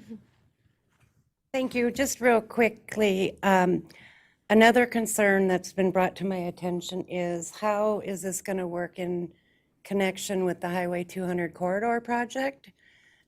Has there been any thought put into realizing the corridor project is years down the road? Is the, the Shaw Run situation going to be taken in accordance with the Highway 200 corridor plan? And now with all the changes at Marshall Mountain, again, there's the traffic issue, and I'm with them as far as that 3-year study has absolutely no bearing on the impact of the transportation that's going through there daily. And with the Marshall Mountain being reopened for their new recreation and the parking lot proposed to be rather close to that, you know, what's going to be done to mitigate, other than the speed limit changes, what's going to be done to mitigate the congestion that's going to result from there as well. And I do appreciate everything you guys are doing, because this is long overdue and the need for that area. And thankfully, no one has been killed, although people have been hurt. And when it's hot and they have a river access right there, people just they just all come down there, and sometimes I don't even like to drive down there because the risk is so high during that heavy time period. So I do appreciate you and what you're doing on this. Thank you. So you mentioned the Highway 200 corridor plan. Built into that plan was additional parking to deal with Sharon, because of the issues you're talking about have been so widely recognized as really important for safety for pedestrians, recreators, drivers. This is not a new thing. We didn't just wake up today and be like, oh, there's a problem out there. This whole thing is because of that problem. Widely recognized by engineers who helped design that Highway 200 plan. So this is part of the plan. It's happening first, but this is built into the plan. And I totally hear you on all those traffic issues. That's why we were out there yesterday. The 5 school bus stops, Marshall Canyons are going to become a big park.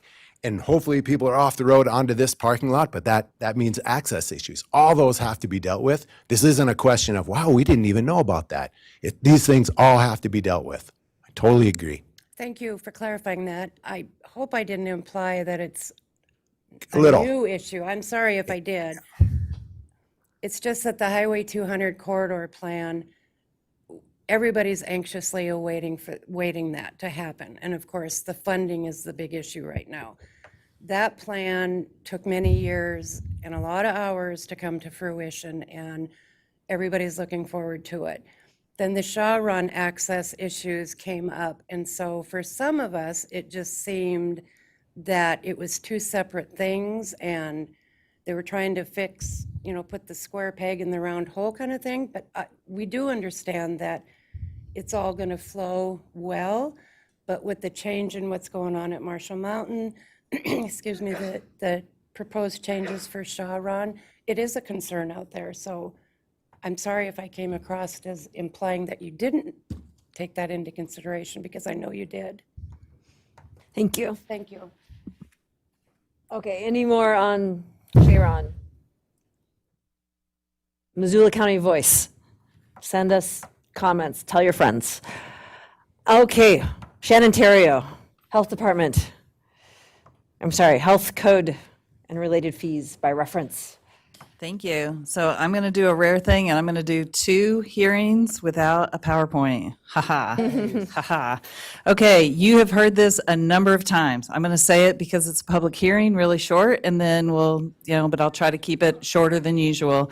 So in 2021, the legislature made some changes and to Public Health Authority, and now the health regulations need to be adopted by the local governing body. You've already done that twice. You did it in Bailey, thank you. That was a hard one, and just saying thank you. Thanks. Okay, initially you adopted it in 2021, first by emergency ordinance and then by regular ordinance, and then again in 2022 to adopt some new fees. Now we have a new interlocal agreement between the city and county that has changed who the local governing body is. So the local governing body is both the county commissioners and the city council. Because we knew that that was coming, there was an expiration date in the county commissioner adopted health code. And so we're here doing it again. And it will also be going to city council so that it's adopted by both bodies. So it is adopted by the local governing body. I will make the point that we're asking you to adopt the existing health code. The last time the health code was changed was in 2018. It, besides the fees, which was in 2022, it has, an administrative section and 8 regulations. The regulations are wastewater treatment and disposal, large group function permits, solid waste management, food service establishments. 5 is drop-in daycares, rabies, and trailer courts, and campgrounds. I feel like I'm leaving one out. What's Water the daily wells. special? What's the special?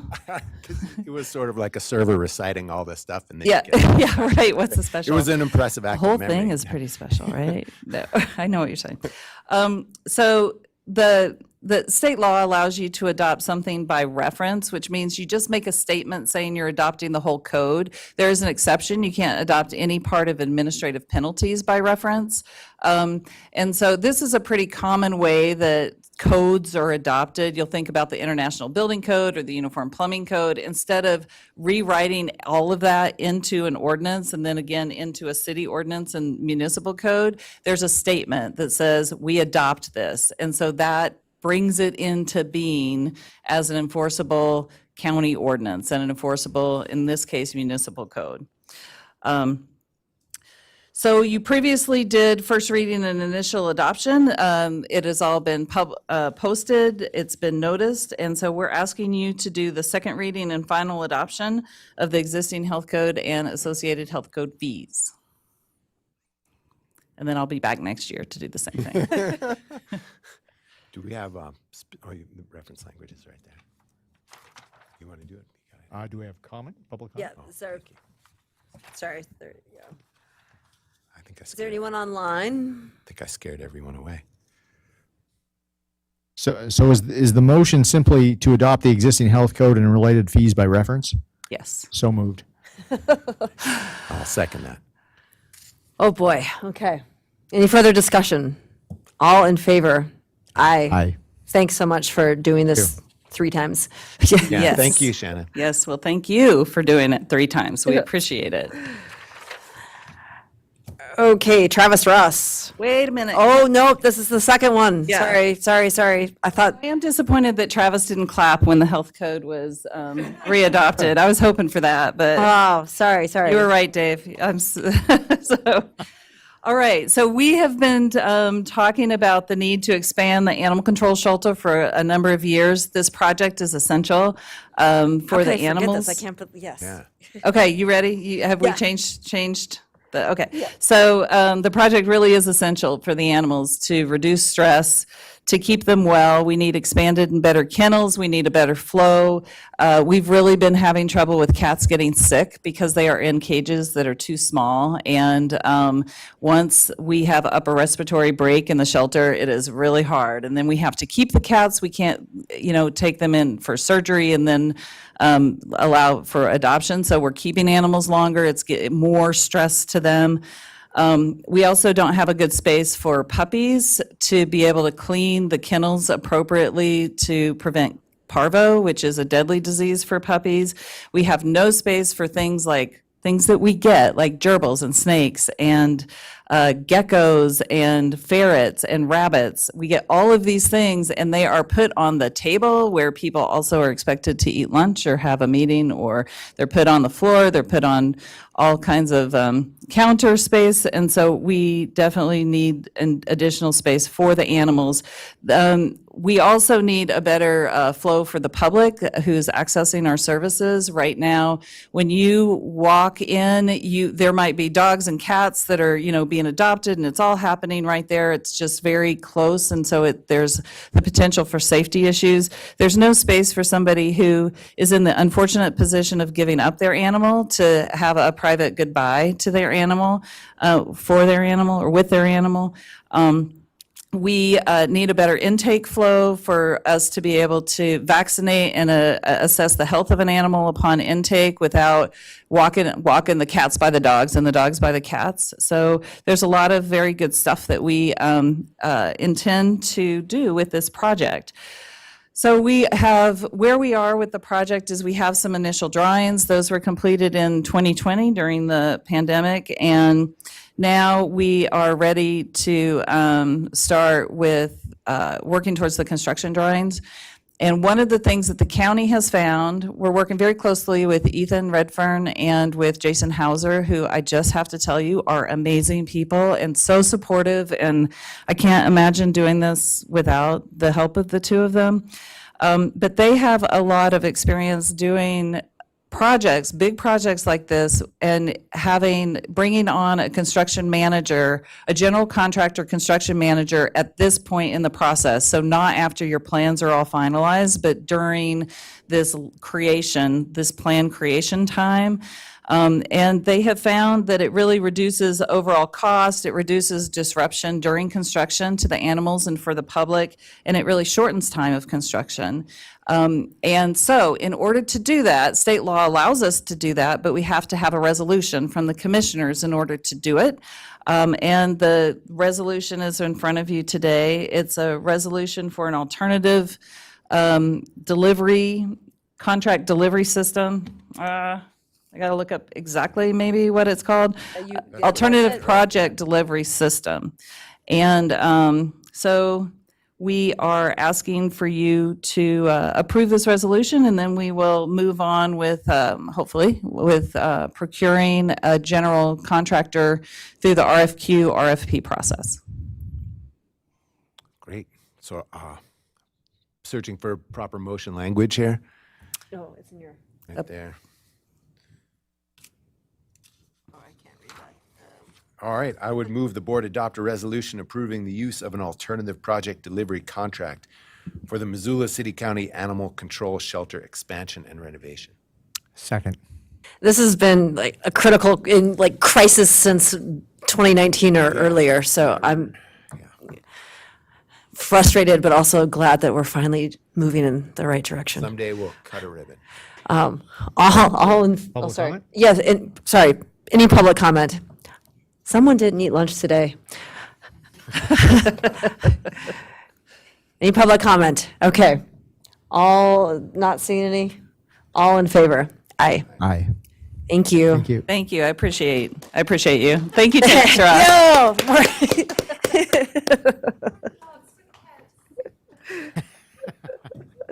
Health Department gets applause. Okay, Travis. Oh, and Juniper. Sorry. Okay. Juniper, while you're here, has anything new happened about Thanks, Rose Shannon. Crest? Are we going to talk about that later? Not today, but David, I don't get an update.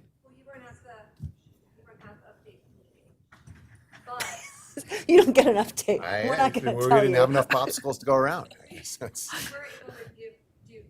recall that very well. I know you've got a lot before you, but we were able to give you two an update. And but since then, do you want me to be saying this? Or we can. We can talk about another time. We'll If there's time on Monday, I can even. great. We'll Have you been stick able to resolution of in intent. touch with neighbors? Pathways and Trails Master Plan. Okay.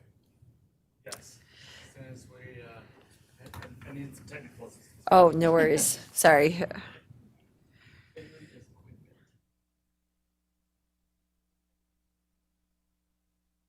I need a snack.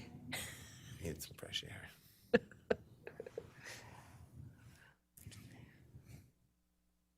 Like having a hard time not losing my shit there. Good. This is you on your, so just remember your mouse. If you drag anything over there, that will show. Okay. Yep. Oh my gosh, I'm sorry. I man, I didn't know thought you you guys guys didn't know are- each other. Sorry about that. Yeah. Okay, I'm going to kick things off. Good afternoon, Commissioners. For the record, I am Juniper Davis, the manager of Missoula County's Parks, Trails, and Open Lands Division. And I'm really, truly excited to be here today to have you consider adoption of the Missoula County Pathways and Trails Master Plan. It's been a long time in the making. We have done a large amount of public outreach, public meetings, and it's pretty important moment for us to be here with you all today and the public hopefully listening to talk to you about this final plan and then get your approval so that we can move forward with this vision that we're creating. So this plan really is the first of its kind. Missoula County has not undertaken a Pathways and Trails Master Plan before, and not only is it new to Missoula County, it's pretty unique even statewide that we've undertaken this effort, and we're pretty proud of the work that we've done. This is a visionary plan. It was created to inform how the shared use paths in Missoula County should look well into the future. The trails that are identified in this plan didn't come from county staff. Rather, this came from extensive public outreach, particularly in rural areas, which we had a real strong missing voice in Missoula County up until this point. This plan really paints a picture of what the public and agency and nonprofit stakeholders see as priority trails in our community. This plan is also an important tool for the county and our partners. With this plan, we and our agency and community partners can advocate for the inclusion of these trails in state and federal transportation projects, in good community planning and development efforts, and also hopefully for future funding efforts that come external to the county.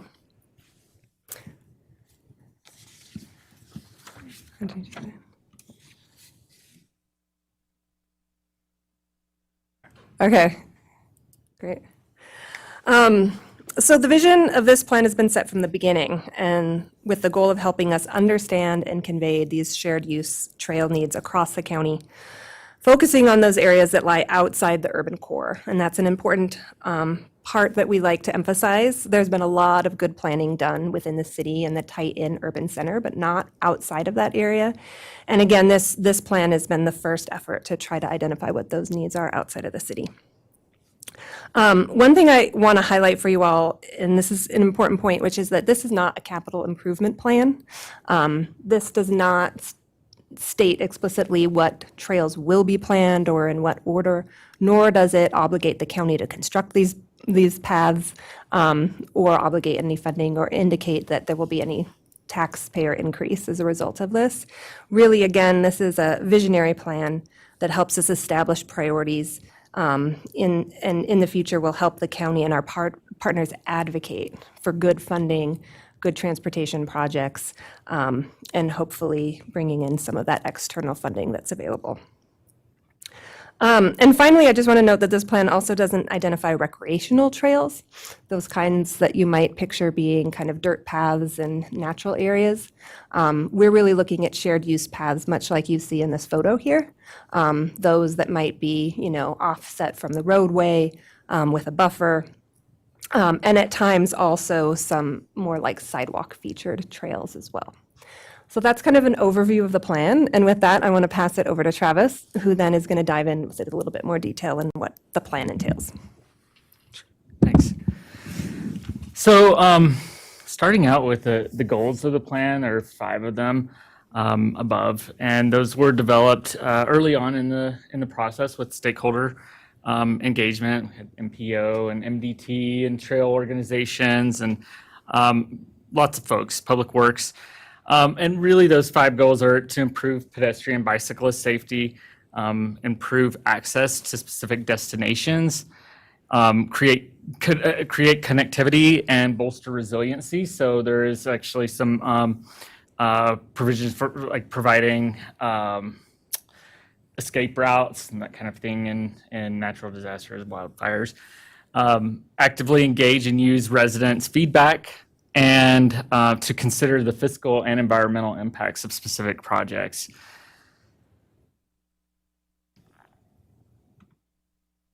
So starting off with public engagement portion, we had 2 rounds of stakeholders meetings and 3 rounds of community workshops. The public engagement, one of the tools that we used was an online story map. So folks could click around, identify projects that they thought were priorities, recognize and like those that other folks submitted, provide comment, that kind of thing.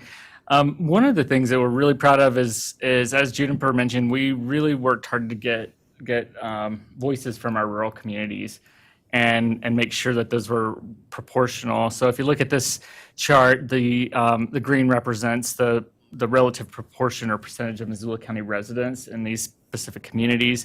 And then this is a snapshot of Survey 2, the relative percentage of survey respondents. So in almost all cases, we had close to or more than the representation or than the county population percentage. I've lost the mouse. Yeah, there we go.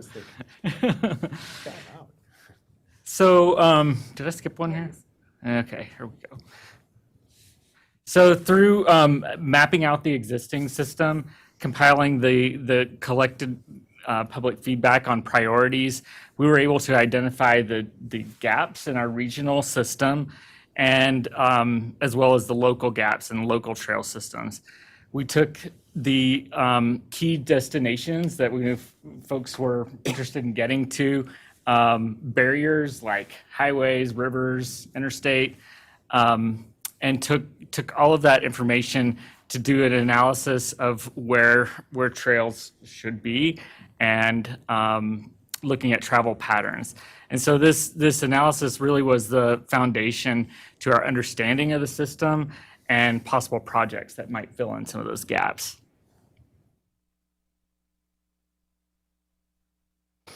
So basically, if you look at it as layers, we get to this proposed system by doing the public and stakeholder engagement work and compiling the data and overlaying that with those 5 planned goals that we talked about earlier. So each of the trails, sorry, go back. Each of the trails are broken up into types. So there are recreational connector trails that are connecting you to to trailheads or river access points. There are regional trails that are providing north, south, east, west connections through the county. And then there are the local enhancement trails that are more neighborhood centric. So then those trails are further broken down into tiers 1, 2, and 3. The first tier are those projects that have some level of maybe a partner that's engaged in it and some funding. The second is not quite there. It's visionary. We see its importance. And then the third is kind of a more aspirational in nature. If funding were available, could bump it up in priority, but that's kind of how they shake out.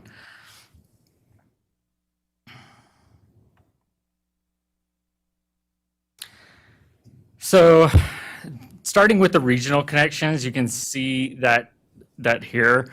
We're going kind of along the interstate corridor and then north through Sealy and Condon.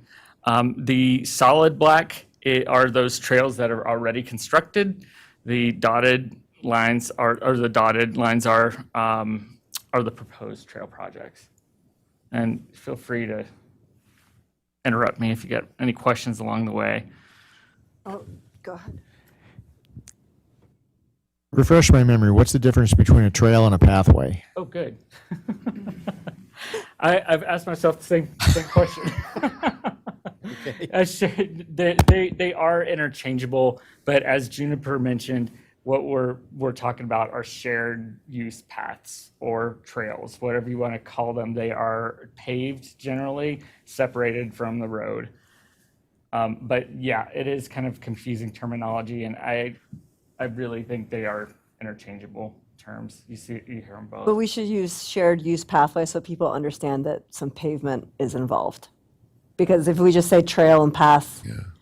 Sounds like shared use path. Someone is using this as a transportation means. They could just be going for a walk, obviously, as opposed to a trail where you go to the trailhead and it's entirely recreational. You're not trying to get from point A to And that you're potentially going to use it to escape wildfire. Yeah. Like this is. Right. Do you wanna add Yeah, to and that? I would just add really quickly that from the very beginning, we were trying to have our sideboards be that on one hand, we weren't doing like a single trail dirt path. But nor on the other end were we actually trying to make a real active transportation plan that went to a fine level of granular detail down to like very specific sidewalks that might be recommended. We were really looking for a middle ground, which were these regional connections or these community connections that would be best served through these shared use paths that would allow for both pedestrian and bike use. So while typically paved, there may be some opportunities where we could use some sort of compacted gravel surface, but still designed to a standard that would allow for pedestrian and bike passage, if that makes sense. Thank you. So, so here's an example within these regional. In each trail type, we have a highlight trail project that's kind of illustrative of what that would look like and where it is, and the analysis of those. Again, those five goals, which are on the right, and then listed on the left as well. Sometimes have trouble with the key that's on each slide.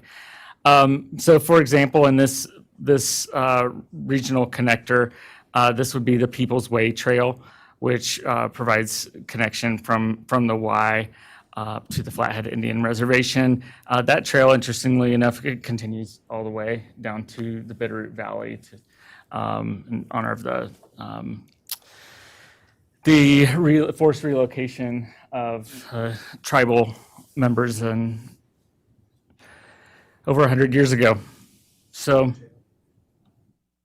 we are also talking about recreation. I'm sorry. Can yeah. you go back to the last slide? Okay, so that's the existing route, and then the trail. Oh, so there is no trail there. There is no trail. This would be, okay. this is one of the proposed project trails. Yeah, I've been No. up that hill 1,000 times and thought, man, too bad there's not a trail. So I got sidetracked being like, is there a trail? I never No, noticed. there is not a trail. That is one that we heard a fair amount of public support for this project. Yeah. So that's one of the spotlight trails that has a specific section in the plan. But no, there is nothing there right now. Sorry. No, not I at all. apologize. I just need to run to the restroom, but keep going. Yeah. So recreational trail connections, those again are providing connections to trailheads or river access points primarily. And we have some examples of those as well.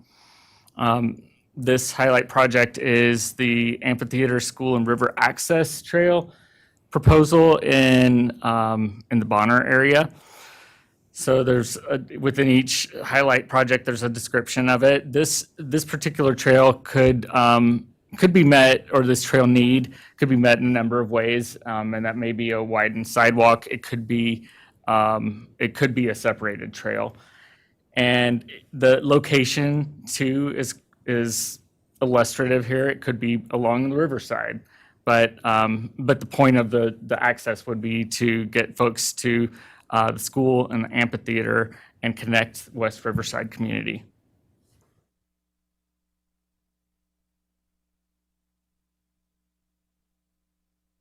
So within the safety evaluation, that's something that has come up. We've had a few questions on that. That's the first little kind of person walking. That is based on MDT data, primarily from crash data. It's also based on roadway speeds over 45 miles per hour. So that's not really something that was kind of negotiable. It was a set criteria of for safety. Of course, public feedback that was based on the number of comments we got and the number of likes on specific projects and that sort of thing. But safety, we did get questions on, because there are those projects that inherently we know would make safety improvements, though they did not have the data in all instances to support a different, I guess, scoring on that project. Local enhancement trails are the third category. See a lot of those that were proposed in the Target Range neighborhood in particular. This is an example. This one is Clinton. This also could be considered a regional connection as well, but there are no sidewalks in Clinton, there's no trail along the school, et cetera. So this would really provide a benefit for that community to have a shared use path. Into the implementation section, needless to say, there are a lot of great projects that came to light during this process. But by design, this is a visionary document, and its primary goal is to convey the community's interest and desires for specific shared use path projects. The plan doesn't have a specific timeline or horizon. Juniper mentioned it's not a capital improvement plan. And while we, keep on losing my mouse here. There we go. Do not intend to necessarily build all of these trails. We can use this tool to help advocate for the construction of them as opportunities come available, or if within an individual community or trail group, they want to go after funding on these. This slide helps illustrate how many miles of trail could be implemented in the future based on the prioritization. You can see that the construction of Tier 1 prioritized trails would lead to 100 additional miles of trail. We have 41 currently in the system. Within the implementation section of the plan, there are also some approximations of construction cost, so that we can know what specific projects are. So each project did go through an analysis of, is this rural, paved, unconstrained? Those would be ones without significant right-of-way issues or geotechnical issues. And you can see that's quite a bit lower than a constrained one that does have significant, is near a slope or near a wetland or a stream. Those urban paved trails have a different level of construction. You're talking about curb changes and right-of-way acquisition or reconfiguration. And then buffered shoulder, which are not many projects. There were a couple, I believe, in the target range area.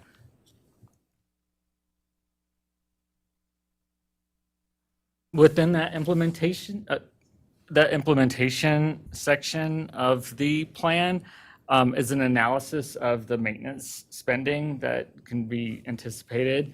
WGM Group, and I should mention WGM Group and Design Workshop were the firms that that were brought on to guide this process and develop this plan. So WGM Group worked on this specific aspect of it, but calculating what can be expected at with our system in terms of maintenance. So currently, with assistance from Public Works and existing budgeted dollars, we're looking at $50,000 plus whatever grants we can get for maintenance on those. Those could be anywhere from nothing or to $100,000 a year to do like pavement preservation and overlays and seals, that kind of thing. The needed budget, a maintenance budget, considers the regular occurrence of those tasks and what would be needed to use a trusted maintenance regimen to get those completed on a schedule.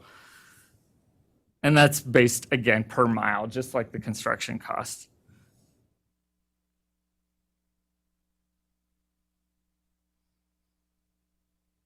Okay, Juniper's going to wrap us up here. Yeah, so I'll just wrap us up. Again, we're really excited to be bringing this to the finish line, and we're really excited to see where this visionary plan will take us in the future. And in fact, we've already started to see some of the successes. They're small at this point, but again, using this as a tool, as we've described a few times in this presentation today, we've already seen that. We've been able to point to the plan, and it helps bolster our arguments for continued advocacy to see these types of facilities put in Missoula County. And it's with that advocacy, I think, that we'll be able to see some of these be implemented by partners or bringing external funding to make sure that we can see some of this happen in the future. So we're really excited. And then just to wrap up, I want to give a big thanks to Travis for taking this project on. John Stegmeyer was a real initial force behind this, and then Travis picked it up and ran with it, and it's been really great to have your hard work on it. And then also our partnership with the Metropolitan Planning Organization has been critical. They provided funding along with the state, but the MPO also sat with us as a stakeholder and provided really critical guidance. And then finally, our awesome colleagues at Public Works, who also sat in on the stakeholder group and just gave us critical expertise along the way. Like, we could not have done it without these folks. So thanks to them. And then kind of in conclusion, I would just oops, wrong key. Request that you consider approving the resolution of intent to adopt the Missoula County Pathways and Trails Master Plan as an And issue. Darcy knows that this will one day allow children to be able to bike from Bonner to East Missoula. She does. Well, I'm just asking. Yes, I don't know if Darcy does, but yes, I- indeed, I the would plan would call that out. Contact her and let her Yeah. know that Yeah. this will happen. That'd be a good idea. Yeah, we actually have just recently partnered with the MPO and Public Works and others to put in a grant application to do the planning work for that trail segment. That's fantastic. Which will be great if we can get it accomplished. Yep. All right, I would move to approve the resolution of intent to adopt the Missoula County Pathways and Trails Master Plan as an issue Oh, plan. hang on. We got public comment. He's just, forget about public comment, this fascist community. Here we go. No, so, is there any public comment? I don't see any And that was a joke. That was a joke earlier. Now I'm seeing that it's written up here. Nothing online, and any public comment in Sophie Moise. Okay. I think I got thrown for a loop by nobody being in the room, and I forgot that there's a cast of thousands listening in. So I would move to approve the resolution of intent to adopt the Missoula County Pathways and Trails Master Plan as an issue plan of the Missoula County Growth Policy. Second. And does this mean that we get another crack at it, though, since this is just the resolution of intent to adopt, or is this coming back to adopt it a month from now or something? That is a process question that I'm not very Otherwise, good it seems at, like but we would just yeah, adopt the resolution. It will be. You can't adopt the resolution. This is Karen Hughes. Uh-huh. So we do actually come back and adopt the resolution. Yes. So Yes. you're obligated under statute to adopt a resolution of intent, and then Comment period. it doesn't take very long, and then we bring you a resolution to adopt, and that's when it's officially adopted. Okay, a resolution to adopt will be next month. Is that correct? Is it 30 days? I don't know or- when it's on the agenda. Oh, okay. Early December. Okay. And is the intent that in that interim, the public comments? Public can comment Nope. all the way. Yeah, the public can comment all the way. Yeah, I don't know why we set it up this way in statute. I wouldn't actually be all that surprised if there are changes to statute about this process. But yeah, it's kind of weird. We hold the public hearing. That's when we've always anticipated that most of the substantive comment would be addressed, would be with the resolution of intent. And then usually the resolution to adopt has been kind of a pro forma, kind of, a formality. But it is possible still to take public comment into consideration. But yeah, it's just the way the process is outlined in statute. So I don't have a good answer for why. Thanks, It's just the way Karen. it is. Okay, it's been motioned and seconded. Any further discussion? All in favor? Aye. Okay. Thank you. Thank you. Tim Worley, Granite Peak Estates subdivision. I think that last item. Oh, you're right. We need an applause. Yeah, that's a big deal.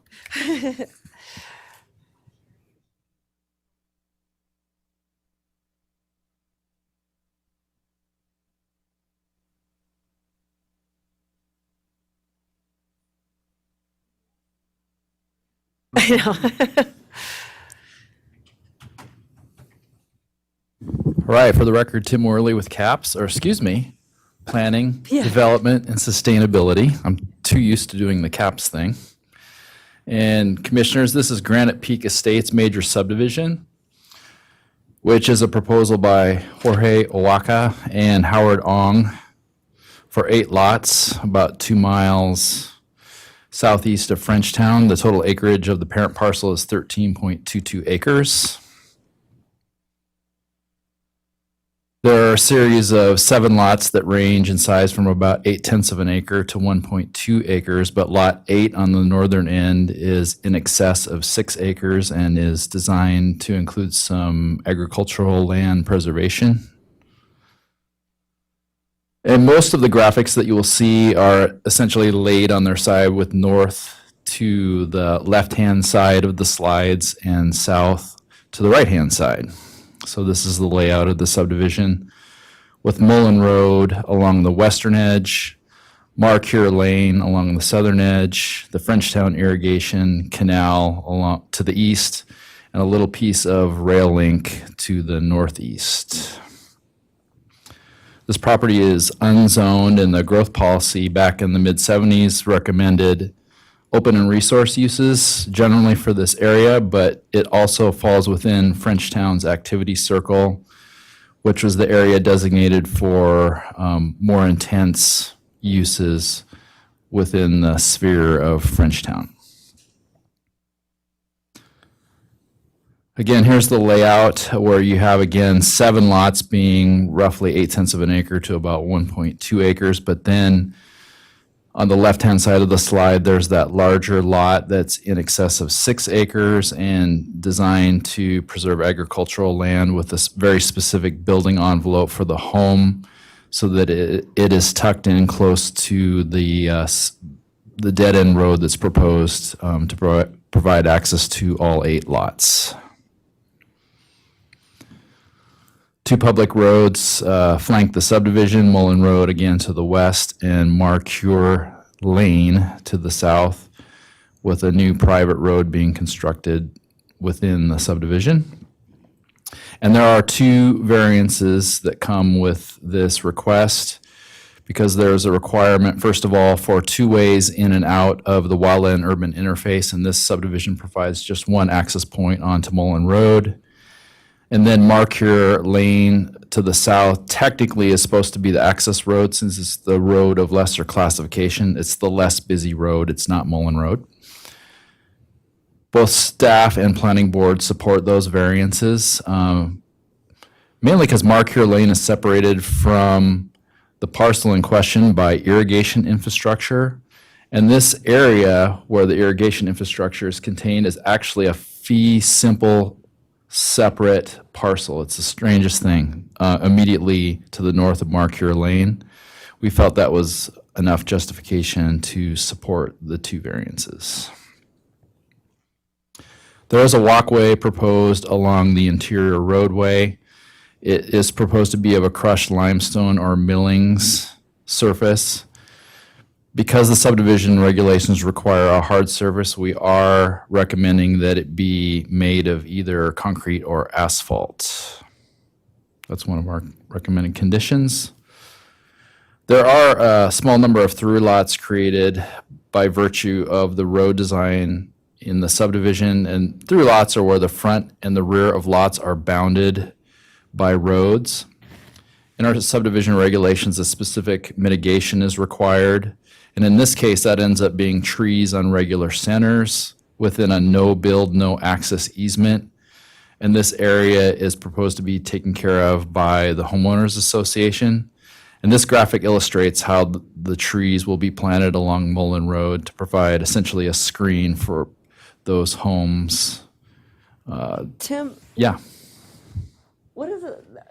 This is a really open, dry area, like trees don't grow here naturally. Is that correct? Well, and I'll just move on quickly to, we do have a condition regarding the caretaking of this area. The trees that are required to be planted have to be a minimum of 6 feet tall and planted on 30-foot centers. So there needs to be a maintenance agreement as part of taking care of this landscaped area with a planting, watering, and maintenance plan. So, yeah, these trees will need to be nurtured. They'll need to be irrigated actively, and the expectation is that they will live. So that's part. Okay. Yeah. It's always good when your landscaping persists. The Frenchtown Irrigation Canal does run along the eastern edge of the project. And there's a very specific irrigation improvements plan for that lot on the north end that's in excess of 6 acres. And what's planned is a pump house, a pump, an irrigation main line that runs from north to south within that lot, as well as service lines that extend from that main north-south line. And so we do have a condition that requires the installation of this infrastructure and that information be included within the covenants. And this is essentially their proposal for this property, for this specific lot, and we're just requiring that it be implemented. And water rights will be directed to this Lot 8 only, this lot on the northern end. And we do have a condition recommending the severing of water rights to the other 7 lots, just so it's clear and folks know immediately when they purchase a lot that one lot of the 8 has irrigation water that they can use.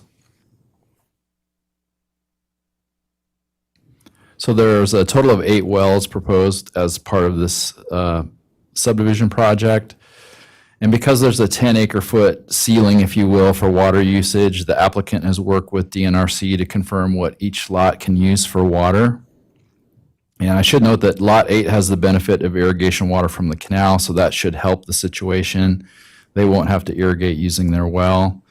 And there is a condition that wells must be metered for use so that combined, they all use less than that 10 acre foot total per year. How deep are these wells?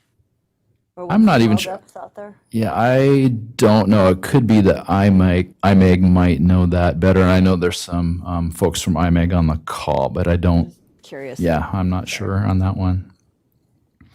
So the wells need to be metered, and typically what we've recommended is a reporting requirement so that this homeowners association would report annual usage to both DNRC and to planning. There is shallow groundwater on the property. It was detected in one portion of the subdivision. So IMEG volunteered that no basements would be allowed, and that's in the covenants. And we just want to reinforce that by saying that this section cannot be amended or deleted without approval of the county commissioners. And then that lot 8 on the northern end has what is being called an allowable build zone. And we're just recommending that this be depicted as a building envelope where dwellings and garages are contained wholly within that envelope closest to the road. Non-inhabited accessory structures can be outside of the envelope, but this is intended to keep that as an ag-focused lot while allowing for residential to happen closer to the road. There is a power line that crosses the northern edge of the property that you can see in the red line.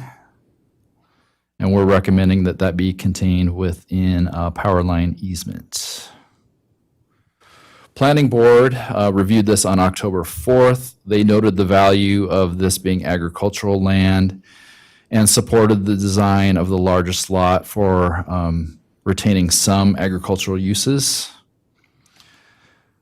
There were 8 members present, and they voted unanimously to support the 2 variances as well as the subdivision itself. And we did receive 2 public comments through Missoula County Voice. There's a mobile home court to the north, and folks, there was one public comment that they have experienced some settling and sinkholes within their property. And also sand within, they have a public water system on that property. And How far to the north? Like just it's the adjacent? property immediately to the north of this one. And I think it has to do, though I'm not certain, with their public water system very specifically. I don't know that it has to do with a general issue. Maybe IMEG can speak to that. We did go out to the site and actually drove around that mobile home court a couple months ago, and we didn't really observe anything that stood out, and certainly nothing that seemed to translate to this property. And then there was a second public comment south of Marcure Lane, the property owner immediately to the south. That property owner recommended that access for this subdivision should be off Mullen Road as opposed to Marcure. This person raises a number of animals and was concerned about their safety should Marcure Lane be used in any way for this subdivision. And he did note that there were some surface water ponding issues on the property. But again, that was something that we haven't observed either, but maybe IMEG can speak to that if there's a question about it.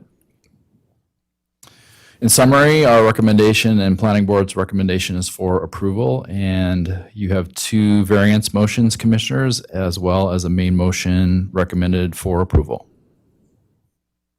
Thank you. Anyone from IMEG? Oh, there we go. I'm sorry, I can't see who that is. Would like to. It's Joe Dennett with IMEG. I don't know how big I am on the main screen, but can you all hear me? Yep. Okay. Grab a sip of water here.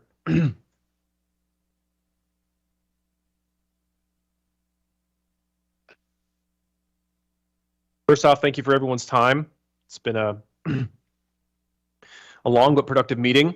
My name is Joe Dennert, and I work for IMEG in the Missoula office. And I think I'm joined by a number of my coworkers here today. And we're representing the landowners, Mr. Horio Haka and Mr. Howard Ong. Tim, first and foremost, as always, thank you for your presentation. I think you've definitely laid the groundwork for an informed decision here today from the commissioners.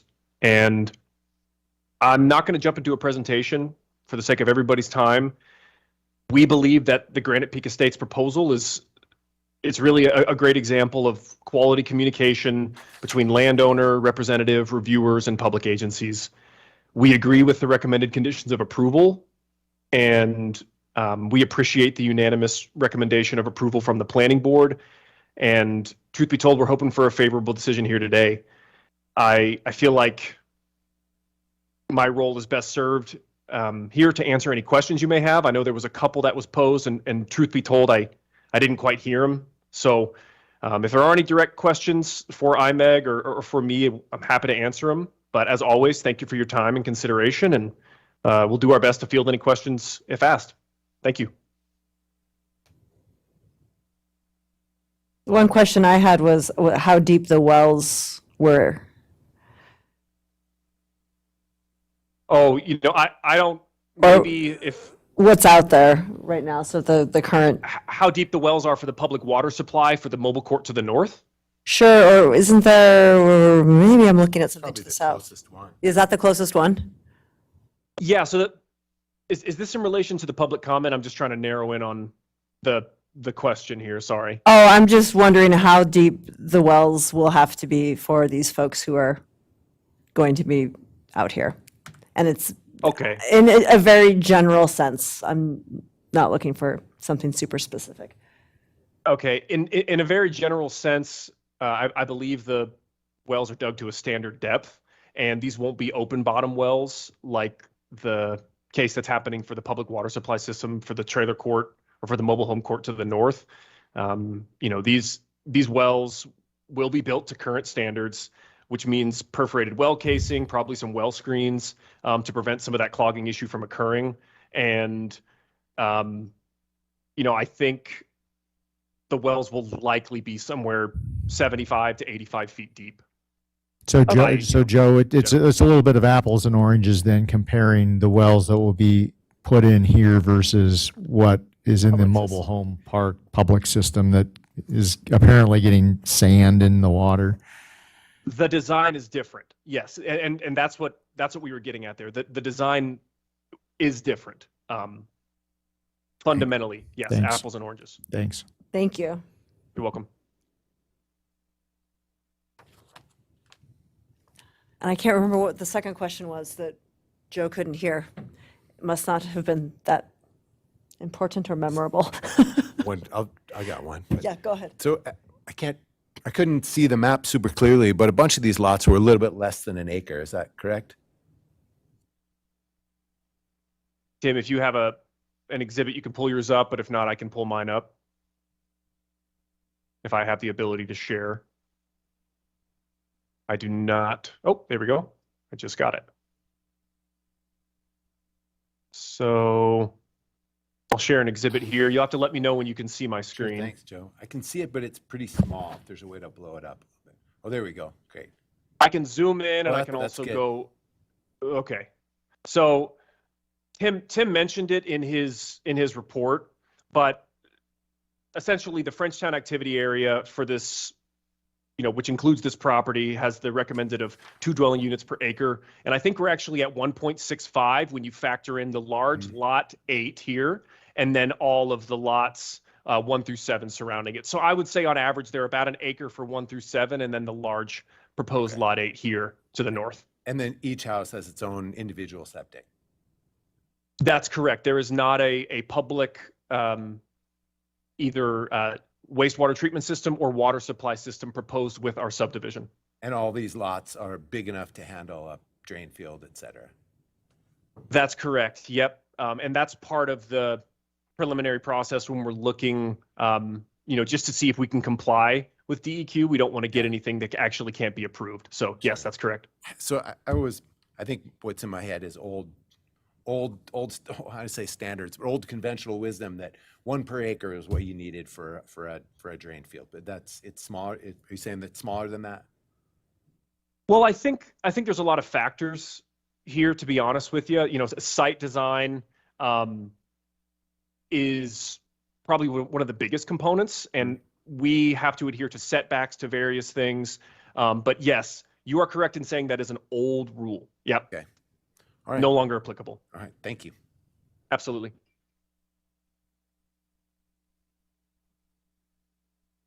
I'm good.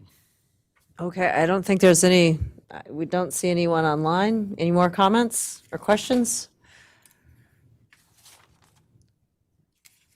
Maybe we How do you get feel? the motions back up, Tim? Here, I got one right here. We got 3. Holy moly. Yeah. Go, Dave, go. Oh, there we go. Okay, I would move, I'm going to put this in active. Ooh, no Okay, zombies for Dave. I move that we approve the variance from section 3.5.8.1 requiring a legitimate alternative escape route. Should we take these individually as, okay. I'll second. Any further discussion? All in favor? Aye. I move that we approve the variance from section 3.4.6.2 requiring access from the lower class road when more than one road abuts the subdivision. Second that. That's a funky read. That Okay. is, Okay, whatever works. Any further discussion besides it being a funky read? Okay, all in favor? Aye. And finally, I move that we approve Granite Peak Estate subdivision based on the findings of fact and conclusions of law in the staff report and subject to the recommended conditions of approval in the staff report. Second that. Any further discussion? All in favor? Aye. Aye. Thanks so much, Joe and Tim. Thank you. And I just remembered that we need to be speaking slowly, lest did not interpret our words correctly. So Yeah. I guess have fun with looking at the transcript. So What, do you Thank you. edit and Thank you correct very the much, transcript? commissioners. thank you. Okay, so you can take out where I'm saying that the community is fascist? Yeah, okay, thanks. Just meant Dave. Yeah, yeah. Something Jim Cusker said came up as skiing on here. I saw that earlier. So skiing. So I don't know. Okay, thank you, everyone. Thank you. 4:30, let's go. Goodbye. Okay.